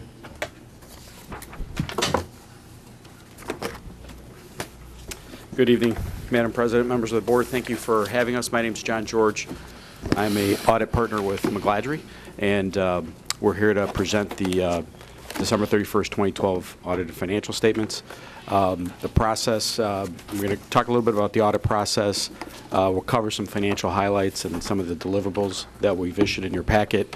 As we're going through it, please feel free to ask any questions that you have. That's the point of us being here tonight, is to answer your questions. The audit process itself is a pretty long process here. The financial statements themselves are a 162-page document. Just writing that financial statement is a long process in and of itself. We start the process in December with a planning meeting with management. We perform preliminary field work in January, and then our final field work, where we test substantive balances within the financials that are presented, was done in April and May.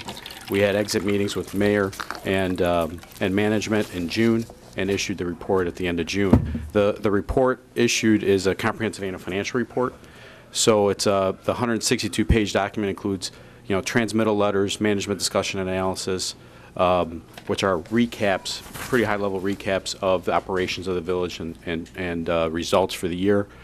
Financial components, financial statements are probably about 30 pages in the front of the report. Footnote disclosures that discuss, all the areas of what's being reported on, and then a lot of statistical schedules that what the comprehensive annual financial report relates to is a certificate of excellence in financial reporting. So you got to commend management for all the time and effort they put together to give that information to the readers of this financial statement, because there's a lot of work that goes into preparing all that statistical information. That's why it's presented to the GFOA for the certificate of excellence in reporting. So commend management for that.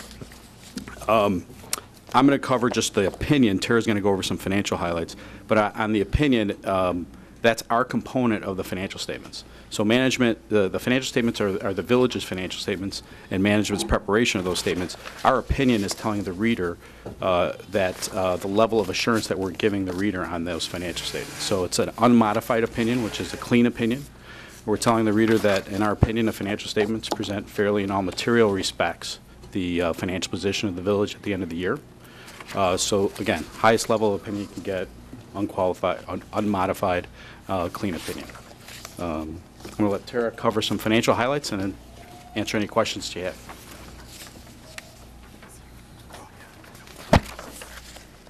Hi, everyone.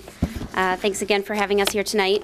As John said, this is 160-page financial statements. I definitely don't intend to walk through every single page of the financials, although many of you may be interested in that level of detail. But I did want to kind of highlight a couple of the areas of the financials for anybody who has their comprehensive annual financial report in front of them and wants to follow along.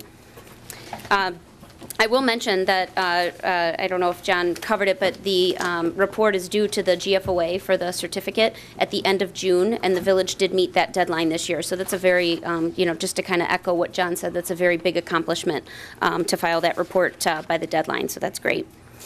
If you have the CAFR in front of you, probably one of the most important pages that are part of that report is page 26, and that's really a snapshot of the village's governmental funds for the calendar year ended December 31, 2012. And page 26 really highlights your current year activity in both your general fund and then all of the other governmental funds of the village. So there's some other funds we talked about, the water fund we heard a lot about tonight, the pension funds. Those aren't really part of this snapshot, but this is really just the village's operational funds. So just to highlight a couple of the figures that show up on page 26 for the year, total revenues in the general fund were $48.5 million this year.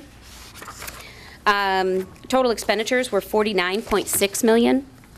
That resulted in an operating deficit for the year of revenues minus expenditures of just over $1.1 million. And we talked about a couple of the, we heard a lot about the financial condition and discussions and that type of thing tonight. Just to pinpoint a couple of the items, one of the biggest contributors to that overage was in the public safety department, specifically in the fire department, with over $1.4 million of over expenditures of budget. So I'll get into a little bit later one of the schedules that shows the budget to actual information that highlights a little bit in more detail so you can kind of see where the overages came through. So back to page 26, your operating deficit for this year, $1.1 million.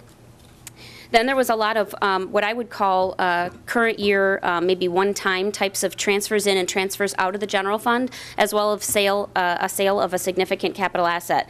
All of that activity resulted in an increase in your general fund of over $7 million.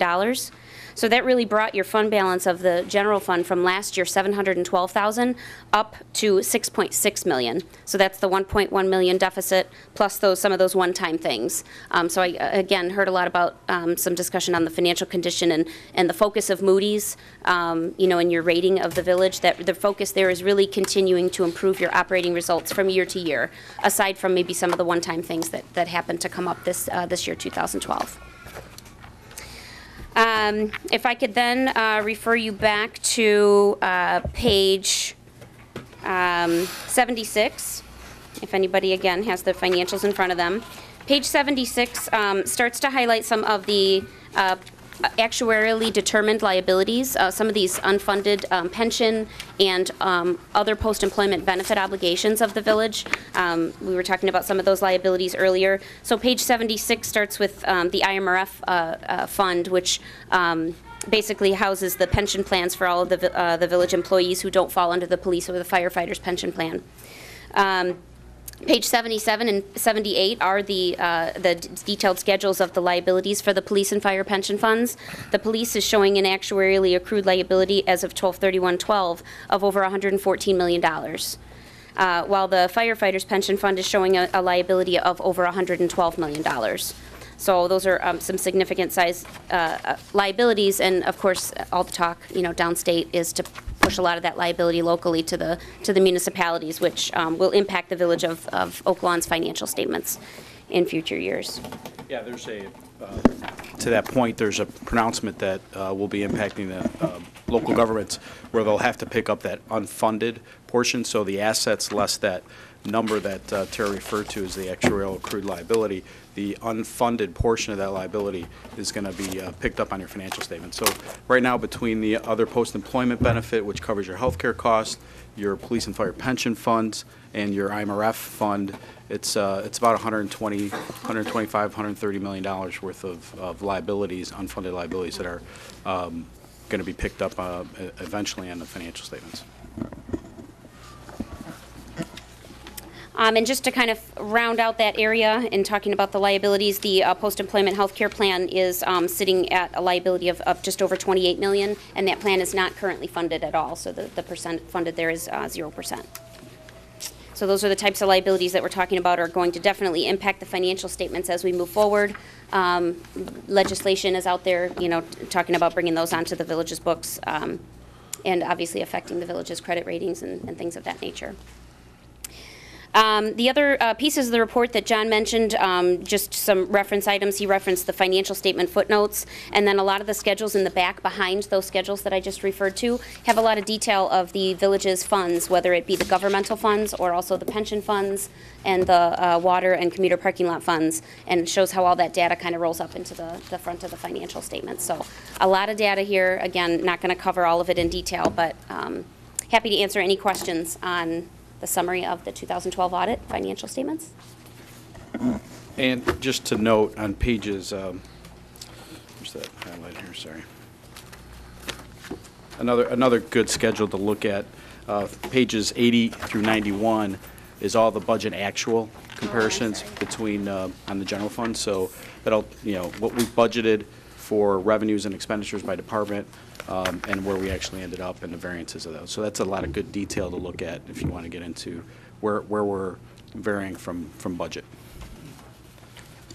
Thank you. Those are the financial statements. If there are any questions on that.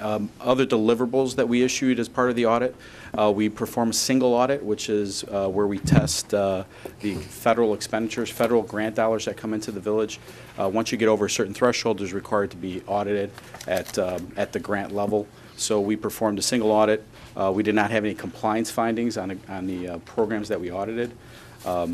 We did, within that report, there's control issues that are over the financial statements that we've communicated with management. Management's responded to those, but that's included within that single audit. So the recommendations are being followed up by management. We also issued an internal control letter that has some internal control suggestions for improvement, as well as management advice. And again, management has put forth responses to those points as well. The couple other reports that we issued, there's 5 TIF districts. We have to audit certain transactions, expenditures of those TIF districts for compliance requirements with the TIF statutes. There were no compliance findings in the items that we tested for those TIFs. So those were clean reports. And then the last report is the Statement on Auditing Standards 114. It's the report to the board that require certain required communications that the auditors have to report to the board relative to accounting policies, any issues or disagreements we've had or difficulties in performing the audit, which there were none. Significant estimates within the financial statements are disclosed in that report. Any journal entries that were posted or past adjustments, any adjustments that we agreed not to post, all that is disclosed and within that required communication. So that's in your packet as well. Okay. Couple Any observations. Trustee Olenichek. Yes. Our property taxes came in at just under $734,000, $734,000 light, which is a little bit concerning for me. And then looking at a utility tax missing by almost $100,000. Building permits, I would understand that we missed by $75,000 or $71,000. But a big number that I don't understand, would like some information on, is our cable TV franchise fee came in at almost $300,000 less than what we budgeted. So if we could get an answer on that, I don't expect it now. You have to look at the one right below that, though. There's, you have to look at both those in combination, cable and Ameritech.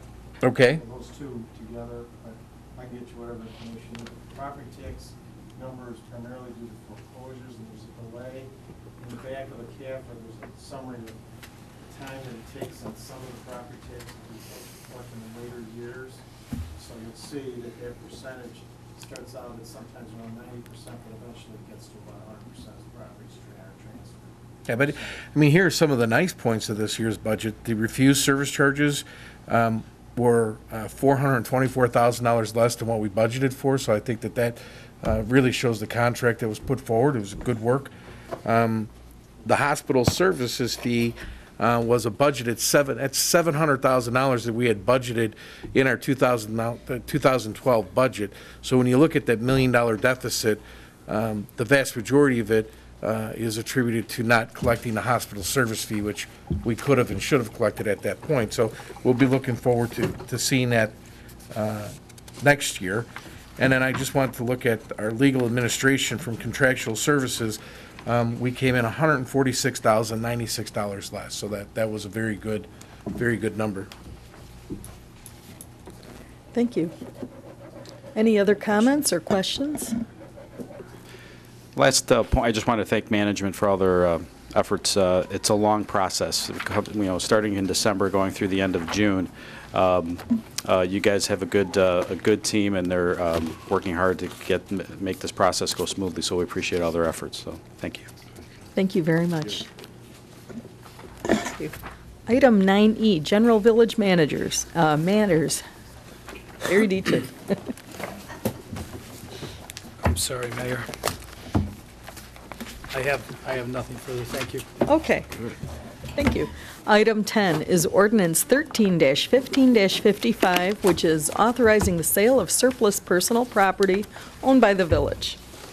I'd like a motion, please, on number 10. Motion approved. Properly moved by trustee Quinlan, I'll second. seconded by trustee Vorderer. Any discussion on item 10?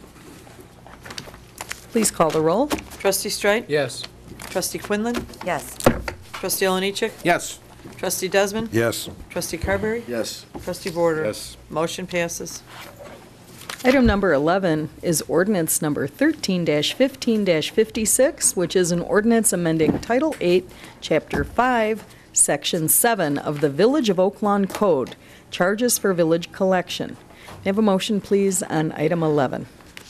Mayor, on May 14th, I originally introduced a proposal that vehicle sticker and senior refuse discounts be extended to persons with a disability. At the last meeting, I asked that this be placed on this agenda, and of course, the attorney has drawn up the ordinances, which we all have before us. These reductions in these fees would apply to homeowners with a Are you making the motion to? I am going to make a Okay, motion, good. yes. Okay. They would apply to homeowners with a disability or legal guardians of a person with a disability who reside in the residence of the applicant seeking the reduction.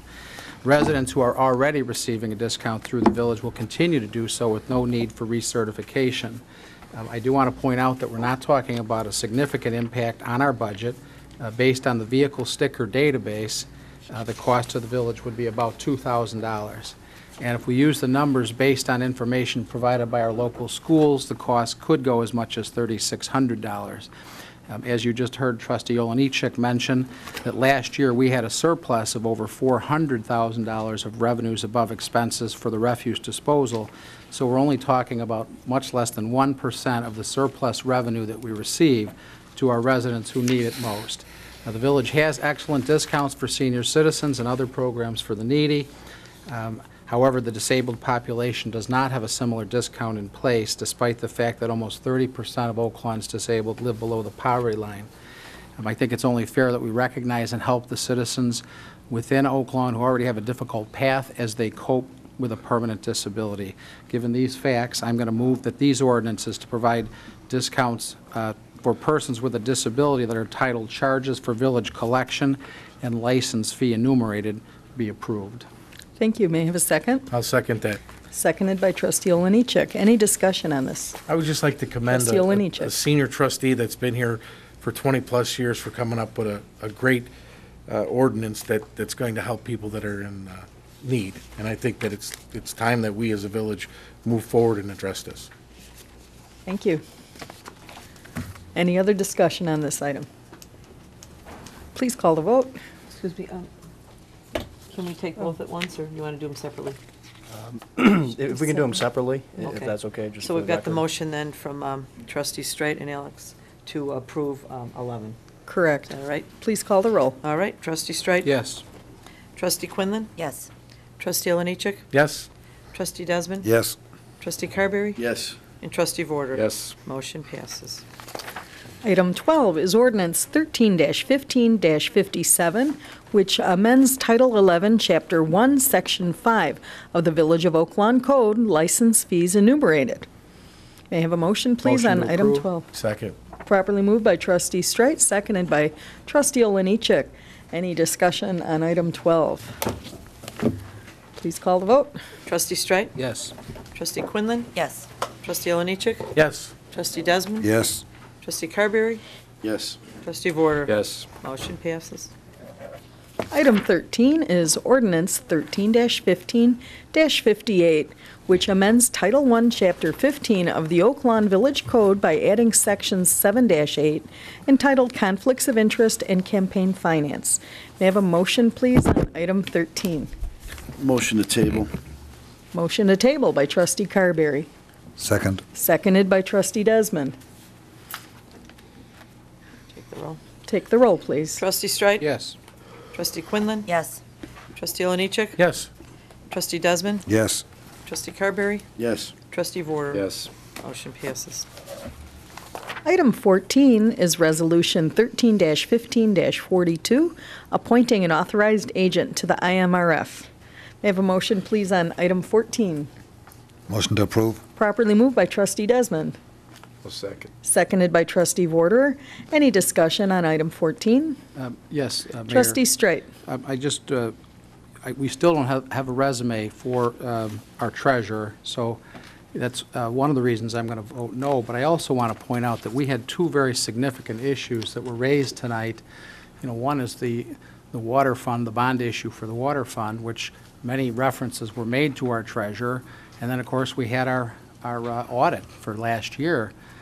Also, again, references were made to the treasurer, and he's not here. So I just want to explain why I'm going to vote no. Okay. Any other discussion on item 14? Please call the vote. Trustee Streit? No. Trustee Quinlan? Yes. Trustee Oliniechek? Yes. Trustee Desmond? Yes. Trustee Carberry? Yes. Trustee Vorder? Yes. Motion passes 5-1. Okay, we have a proclamation for item 15, which is a Drive for Pledges Day. Whereas the Village of Oak Lawn holds the health and safety of its teenagers and adults as a chief concern, and whereas through itcanwait.com, Facebook, Text to Pledge, Tweet to Pledge, and events, more than 1.8 million people have committed to never text and drive.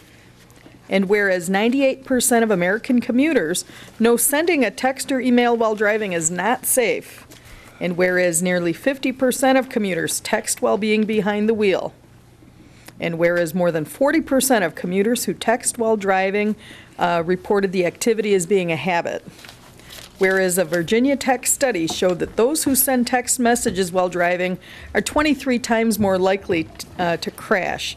And whereas a driver that sends a text message while driving not only jeopardizes his or her safety, but also the safety of passengers, pedestrians, and other drivers. Now therefore, I, Dr. Sandra Berry, Village President of the Village of Oak Lawn, along with the Board of Trustees, do hereby proclaim September 19th, 2013 as Drive for Pledges Day. May I have a motion, please, on this proclamation, properly moved by trustee Oliniechek. Second. Seconded by trustee Desmond. Any discussion? Please call the vote. All in favor? Aye. Aye. Opposed? Motion passes. Item 16 is a request to approve the change in insurance providers to United Healthcare effective November 1st, 2013. May I have a motion, please? Motion to approve. Properly moved by trustee Vorder, Second. seconded by trustee Carberry.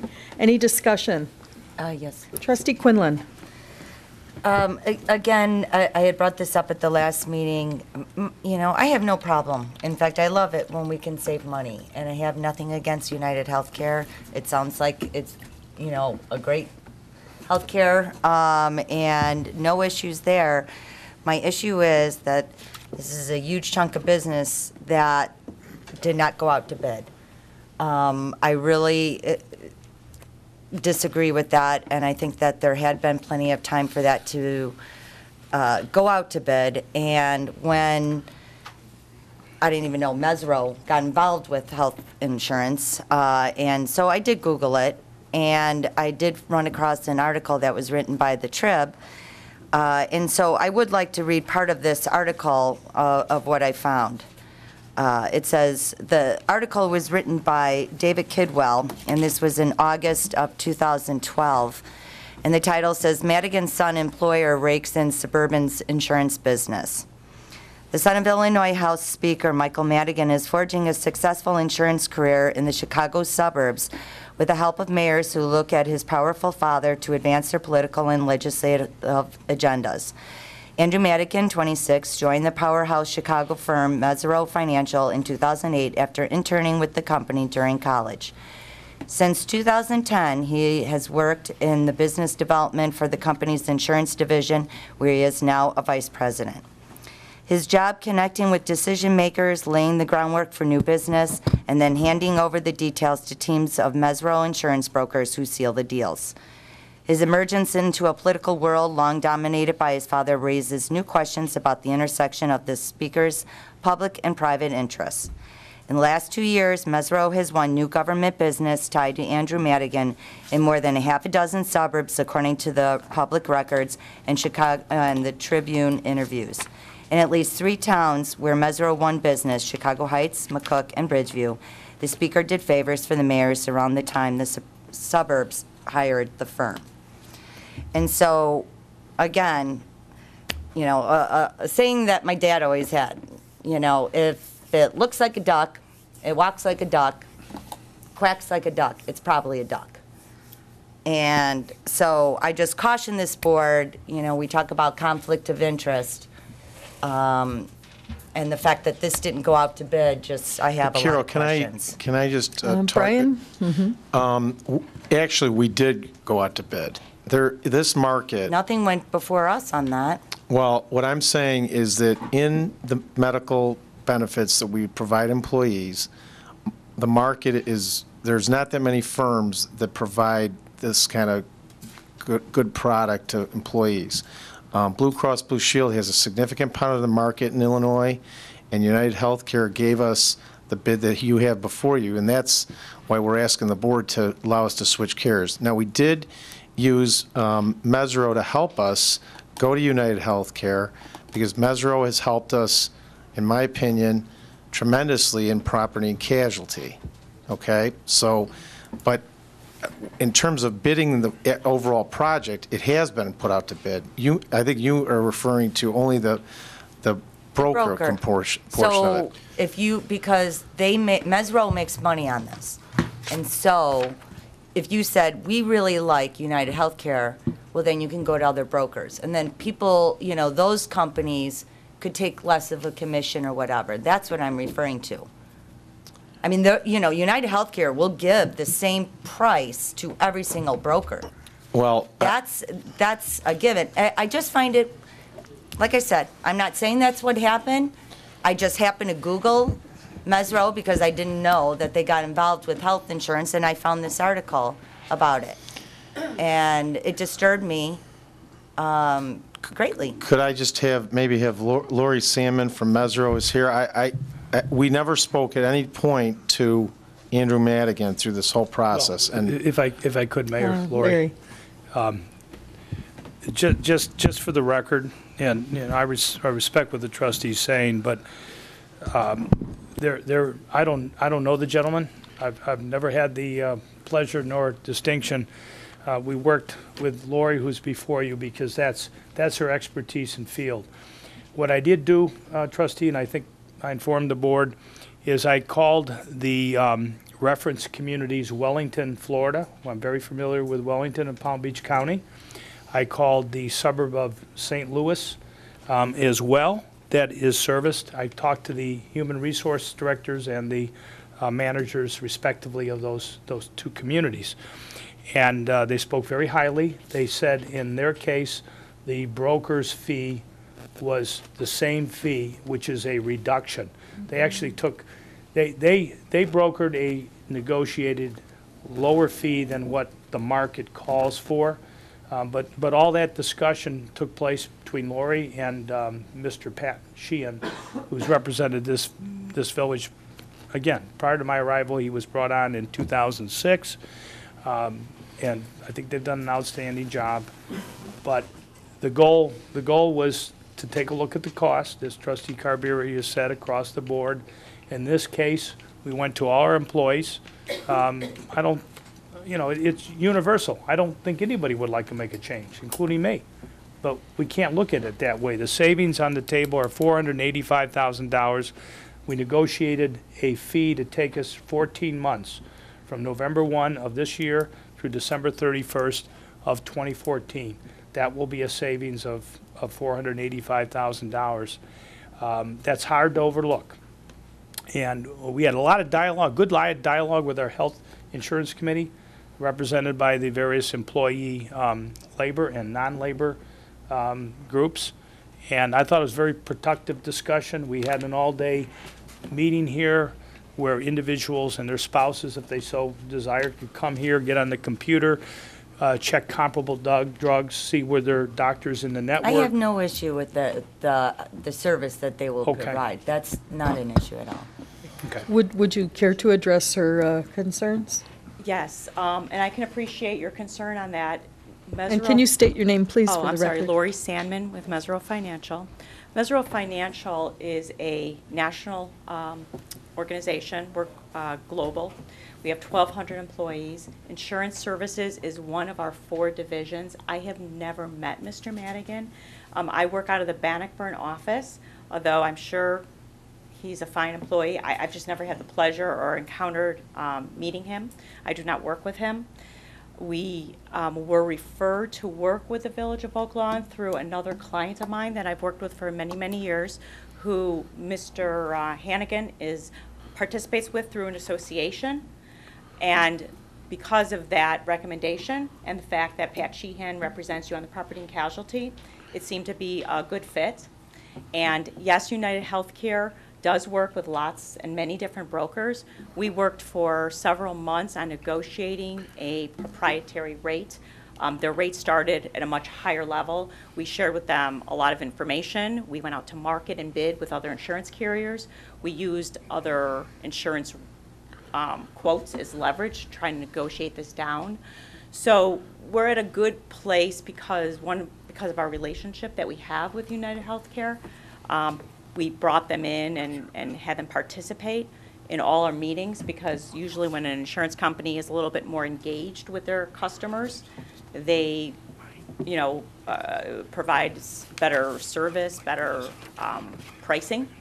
So we just strategically put together, I think, a good plan for you guys, and we've worked through this for several months now. And But Lori, can you also tell the board about the commission level that you're taking, which is significantly less than the normal commission that you're taking at some of the discussions we've had? What's the percentage? Okay, so our percentage is 1%. Typically what happens is sometimes there's a commission that's standard, that's built in. Standard commission for a typical population of this size is about 3 to 3.5%. We lowered that down to 1% for you, and that's pretty much on the lower side of things. We're happy to work, and we'd be honored to work with the village regarding their employee benefits. Because you are a valued customer on the property and casualty, we took that into consideration as well with our fee. But just to be clear, Right. we are facing a very difficult 2014 budget, as we always do, and Lori's being kind. When Dan and I had our meetings with Midwest Business Group, who is the group that Dan brought to the village back when he was hired, we spoke to a Louis Lazowski, who is a terrific guy, works at the Jewish Federation, and he's the one that referred me to Lori. So all I'm simply saying is that is how this all came about. And I understand that there's always these political issues that sometimes come up, but that is not how any of this came about. And I think we'll put before the board is what we think is the lowest cost for everyone, and it is not an easy thing to do, and as Larry said, he made it clear that he wanted to meet with all the employees before we made this, so this was, again, that's something that was just done overnight, and I don't... Thank you. All right. Thanks. Any other discussion? Yes, Madam President. Trustee Warder. Larry, you said you met with all the employees and labor unions, and they're all comfortable with this? No, or not? they are not. We did not receive any grievance. We had some communication face-to-face with the firefighters. No grievance was filed. We had communication on several occasions face-to-face with the command officers. We had no grievance filed by Local 150, and we did have a grievance filed by the Patrolmen's Association. We'll be sitting down with them and talking to them, but I'm comfortable after they hear the facts that we presented with the command. The command officers were very proactive on this. They had a lot of good information. We gave them references, encouraged them to call their brothers in other communities, which they did, and they had a couple concerns. We clarified them where they thought there were differences in coverage, and we showed them clearly there were not. So we'll do the same thing with the police. The other unions did not file any grievances against Because I would think it's a negotiable issue for the... Actually, it's not contracts. negotiable under the, under Illinois statutes and under the collective bargaining agreements. If there's not a substantive change in the benefits that are provided under the contract, the employer reserves the right to make a change in the provider. And we presented the facts. There is not a substantive change in a contract which has a value of close to $6 million. There isn't a substantive change. Thank you, Larry. It's a lot of work. I appreciate it, and it's a substantial savings to the village. Thank you. Thank you. Any other discussion on this item? Okay, let's call the vote, please. Trustee Streit? No. Trustee Quinlan? No. Trustee Oliniechek? Yes. Trustee Desmond? Yes. Trustee Carberry? Yes. Trustee Vorder? Yes. Motion passes 4-2. Thank you. The time is nearly 9:35. We've been at it 2 hours. I just want the consensus from the board. Should we take a short break, or should we just plow through it? Okay, plow through it. Okay, let's do it. Item 17, moving on, is a request to award the low bid for the firefighter protective clothing to the Illinois Police and Fire Equipment in the amount of $208,095.50. May I have a motion, please, on item 17? Mayor, if I could, before you ask for a motion, a clarification needs to be made, and Chief Sheets is here tonight. He certainly can speak to it. This technically is not a sealed bid, and Chief Sheets will explain that, and your legal counsel will tell you that if you accept the procedure that we followed, then you're really waiving the bidding procedure to accept what we believe is the lowest complying proposal responsive to our RFP. I will say to you that this is a commitment that we have talked extensively to our firefighters and local IFF for several years. It's about protective gear, and our position is that our men and women who wear this gear into harm's way should have the very best equipment that we can afford. And you see we're going with the lowest proposal. But it technically was not a sealed bid because we wanted to test the equipment of these various providers and also narrow the field to what we thought were ones that truly provided the type of equipment that we wouldn't allow our men and women to wear unless it came from these groups. So I want you to know that, and you may want to hear Chief Sheets come to the dais and speak to this. It's very important. Let's get a motion first. How can we make a motion on something Okay. that is... Okay, then let's hear from the chief.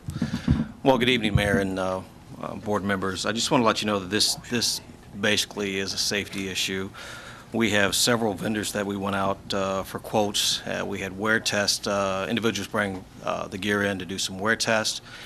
And we were able to narrow the vendors down to one that was responsive to our bid and came in as the low bidder. So the four bidders, or four individuals that we looked at, they're major manufacturers within the area, they're local. So we felt that it was appropriate to ask for quotes, get the wear test gear in to see how the gear actually fits our firefighters and how it actually works under, actual fire conditions. So again, this boils down to a safety issue. We have a responsive bidder that meets our bid, that meets our specifications, and is the low bidder. So I recommend, again, as my communication says, that we go with the low bidder with Illinois Police and Fire Equipment.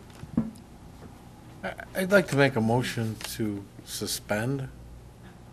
I'm just a little bit concerned on that. I don't quite, the numbers that are here, am I allowed to talk at this point? Yeah, and then I think what I'd like is a second, but is the motion to waive the competitive bidding process and award this, or? My motion is to suspend at this point, pending further.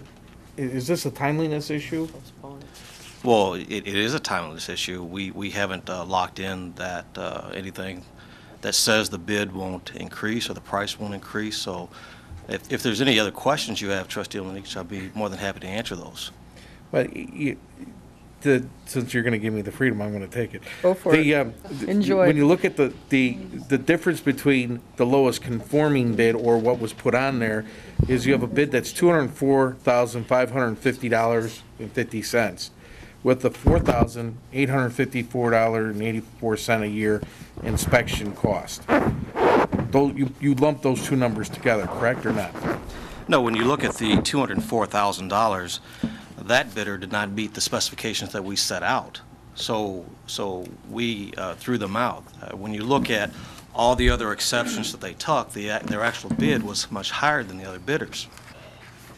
Okay, but that's not what's presented to us, and that's what's a little bit confusing to me.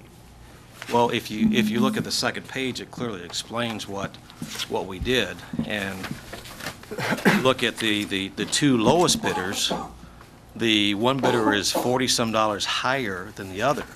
But when you look at the complete bid that they submitted, they took some exceptions, and it would cost the village more money in the long run to go with them versus the actual low bidder, which is the Illinois Police and Fire Equipment, which meets our specifications 100%.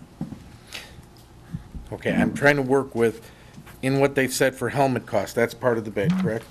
That's correct. Then we go to boot cost, that's part of the bid. That's correct. Then it names the type of glove and the cost for the glove. That's part of the bid. That's correct. Then you have the coat and pant cost, that's part of the bid. That's correct. And hood, that's part of the bid. Yes. All right. So that number comes down to $4,851 a year. That's the number that you have there. Or, I'm sorry, the inspection cost, I'm sorry. The inspection cost is $4,851 a year. Okay. All right. After that, it says that it has a warranty. I don't see a definition of the warranty, but there's a warranty that comes with it. And then after that, it has a total cost of $208,095.50. So if I were to take the helmet cost, the boot cost, the glove cost, the pant cost, and the hood cost, is that included in the 208, or is that not included? Well, again, Trustee Lenich, you have to look at the entire package that we received. Now, because someone bids $204,000, doesn't necessarily mean that meets our specifications, our requirements that we set forth. So when you take out their exceptions. For example, what are their exceptions? Well, that's in the bid package that I don't have with me. I mean, that's a very detailed package that we put together and they submit to us. So when you see the total cost of, let's say, $204,000 as the low bid, there are many exceptions they've taken to what, again, I'm being redundant about our original proposal. So you can't sit here and say that because they bid $204,000, they're the actual low bid, because they're not. When you look at, just take for example, the Municipal Employee Services, Inc., we required in our bid specification that they have a turnaround time of 7 days. If a firefighter is in a fire and that gear is damaged or is torn or something, we want that gear back in a quick turnaround time. Now, another vendor said it was 7 days. You know, we can't wait 7 days. We want it back now. But that's going to cost us more money in the long run because they didn't include that in their bid. Okay, so, yes, go ahead. Madam Mayor, Trustee Oliniechek and the rest of the board, the motion that you'd be making to waive competitive bidding requirements is not only just to the price, as you're pointing out, but it's the process as well. You know, for example, when we go out to bid, we have to follow our village code, which says it has to be published in a newspaper of general circulation. It's my understanding what the department did here is they tested certain gear that they knew they wanted, and then they sought proposals from certain companies that best met whatever the specifications that they put together is needed. So that's a part of the waiving of the bid process too. It wasn't a sealed bid. It was a request for proposals to certain companies that they felt, based on their testing, would meet their requirements that they needed. Well, my question would be, are we in violation of the lit code by not following that bid process for this? Or is there an exception based off of what the men who are wearing the gear have the ability to pick? There's an exception when the board votes by at least 2/3 votes of the trustees, votes to specifically waive the competitive bidding requirements. Trustee Quinlan? Yeah, there was nothing in the bid package that said this is, you know, going to be a proprietary thing. So, like, for instance, they knew you were going to be testing this equipment, right? Everybody who provided you with this? Yes. Okay, so it's not a surprise that you would come back and say, well, we want this and we want that, and can you provide it? And if they can't, that's part of this bid, right?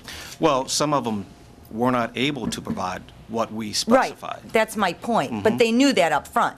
Well, that you were going to be testing this, and that's part of this process, was making the decision on the type of equipment that fits Oak Lawn's needs best. Well, we were trying to be, you know, again, there's nothing behind this. We were just trying to be open, provide Right, everybody an and they opportunity. knew that, right? Well, yes. Okay, so it is different than a sealed bid. It's completely different than a sealed bid. All right, so then I Hey, need to Trustee amend Oliniechek. my motion and to Okay, accept. to waive the competitive bid price and process to award the contract. Is that correct? Yeah. I will amend my motion to waive the competitive Bid Bidding price? bid process. Okay, That's correct. Okay. okay. So And we to have, accept the recommendation of our fire chief and the fire department. correct. And so that is a motion properly moved by trustee Oliniechek. May I have a second? Second. Seconded by trustee Streit. Any discussion? Please call the roll. Trustee Streit? Yes. Trustee Quinlan? Yes. Trustee Oliniechek? Yes. Trustee Desmond? Yes. Trustee Carberry? Yes. Trustee Vorder? Yes. Motion passes. Thank you, Board. Okay, item, looks like 18 is a request to approve the replacement of computer equipment for the lease Schedule 2 with CSI Leasing. May I have a motion, please, on item 18? Motion to approve. Properly moved by trustee Desmond, I'll second. seconded by trustee Vorderer. Any discussion on this item? Brian, was this a budgeted, Trustee Oliniechek? oh, I'm sorry, Brian, was this a budgeted item? These are computers that have, they're 3-year lease, expired, put in the budget. Madam Chair. Trustee Desmond. Brian, I have a question too, please. The lease price is almost close to the actual price to buy them. I mean, are we leasing because they just become obsolete? That's right. Is there no resale value at all? There is some in these, that's why you see the lease cost, but these tend to become obsolete after 3 years, Tim, so that's why all of our leases and our workstations tend to have 3-year life on them. And that's why these old machines are obsolete, and in many cases, town has to destroy the hard drive because of some of the confidential information on them, but you're right. The lease rates now for these 3 years are actually cheaper to lease it than to buy. We are going to have to replace these. And will they take them back? They will. So, yeah, they will destroy them? Yes. Okay. Any other item, any other discussion on item 18? Please call the vote. Trustee Streit? Yes. Trustee Quinlan? Yes. Trustee Oliniechek? Yes. Trustee Desmond? Yes. Trustee Carberry? Yes. Trustee Vorter? Yes. Motion passes. Okay, item 19, a request to allow Starbucks the use of a trailer on the property located on 103rd and Cicero. May I have a motion on item 19, please? My motion's pending if you can get me a cup of coffee right now. Second. Motion to approve. Properly moved by trustee Second. Oliniechek, seconded by trustee Desmond. And any discussion? I just want to ask Trustee a quick Quinlan. question. I didn't see it anywhere in the packet. Can you just let everybody know what are the changes that you're making And at can the you please Starbucks? state your name again and your Brian Garver, position? Starbucks Coffee Corporation. Thank you. We're doing what's called a major renovation, so we go in and pretty much wipe out the whole interior of the store. We're going to be redoing all the interior. We're making exterior improvements such as painting, signage. We'll be doing some site work, some curb work on site. We're going to actually, if you guys are familiar with that site, when you come out of the drive-through, go to the left. Right now, you can take a left onto a Cicero, which is like impossible to do. So we're going to make that just a right turn only. So. Any other And the questions? total length of the project should be about 2 weeks. That's quick. President Barry, if I could. Yes, Larry? To follow up on that question, we did have a lot of discussion with other colleagues of yours at the Architectural Review Yes. Board. A lot of concerns about that. I looked at the intersection again today, and I'm not convinced you've incorporated. So all the changes that the Architectural Board has asked you to consider, including landscaping, the signage, and the facade. So I hope you'll just, you could tell your folks that we expect them to come back. I think they're on. Yeah, we did make the changes to the facade. I think we're adding a monument sign for you guys. Excellent. Yeah. Thank you. Yeah. Thank you. Any other questions? Okay, Brian, thanks for hanging around, too. I appreciate it. Thank you. So let's call the vote on item 19, please. Trustee Streit? Yes. Trustee Quinlan? Yes. Trustee Oliniechek? Yes. Trustee Desmond? Yes. Trustee Carberry? Yes. Trustee Vorter? Yes. Motion passes. Moving on to item 20, which is a request to amend Title I, Chapter 9, Section 8, entitled Records Open for Inspection, Reports, requested by trustees Streit and Quinlan. May I have a motion, please? Motion to table. On item 20. Okay, we have a motion to table, properly moved by trustee Oliniechek, Second. seconded by trustee Desmond. And we don't discuss tabled items, correct? That's correct. Okay, let's call the vote. Trustee Streit? No. Trustee Quinlan? No. Trustee Oliniechek? Yes. Trustee Desmond? Yes. Trustee Carberry? Yes. Trustee Vorter? Yes. Motion passes 4-2 to table. Okay, 21, the village clerk's report. All right. Jane, take it away. Disbursement Resolution Number 2013-15D, approval of semi-monthly disbursement dated August 27th, 2013, in the amount of $2,328,283.40. May I have a motion, please, on item 21A? Motion approved. Properly moved by trustee Quinlan, Second. seconded by trustee Vorter. Any discussion? Please take the vote. Trustee Streit? Yes. Trustee Quinlan? Yes. Trustee Oliniechek? Yes. Trustee Desmond? Yes. Trustee Carberry? Yes. Trustee Vorter? Yes. Motion passes. Item And- 21B? And B, disbursement resolution number 2013-16D, Approval of semi-monthly disbursement dated September 10th, 2013, in the amount of $4,389,769.70. May I have a motion, please, on item 21B? Motion approved. Properly moved by trustee Quinlan. Second. to pay the Seconded bills. by trustee Vorder. Any discussion? Hearing none, please call the vote. Trustee Streit? Yes. Trustee Quinlan? Yes. Trustee Oliniechek? Yes. Trustee Desmond? Yes. Trustee Carberry? Yes. And Trustee Vorder. Yes. One more thing, Madam Mayor. Sure. I received a communication last week from the U.S. Census Bureau, and they are looking for field representatives, and they do have positions available. So I will have this brochure. There's some in the back. But if anybody is interested, if you want to test scheduling, do test scheduling. It's call 1-800-865-6384, extension 15. Any questions, just give me a call. Thank you. Thank you. That concludes your report? It sure does. Awesome. Okay, moving on. Item 22, Village President's Report. Item 22A is a Special Events Commission appointment for Sue Murphy. You may recall, we temporarily appointed her to this commission at the last meeting pending a formal vote today. So I'd like a motion, please, on item 22A. So moved. Properly moved by trustee Oliniechek. Second. Seconded by trustee Warder. Trustee Warder. Any discussion? Please call the vote. Trustee Streit? Yes. Trustee Quinlan? Yes. Trustee Oliniechek? Yes. Trustee Desmond? Yes. Trustee Carberry? Yes. Trustee Vorder? Yes. Motion passes. Item 22B is a Fire Pension Board reappointment for Mr. Emmett Egan. Motion approved. Properly moved by trustee Oliniechek, seconded by trustee Carberry. Any discussion? Yes, Mayor. Trustee Streit.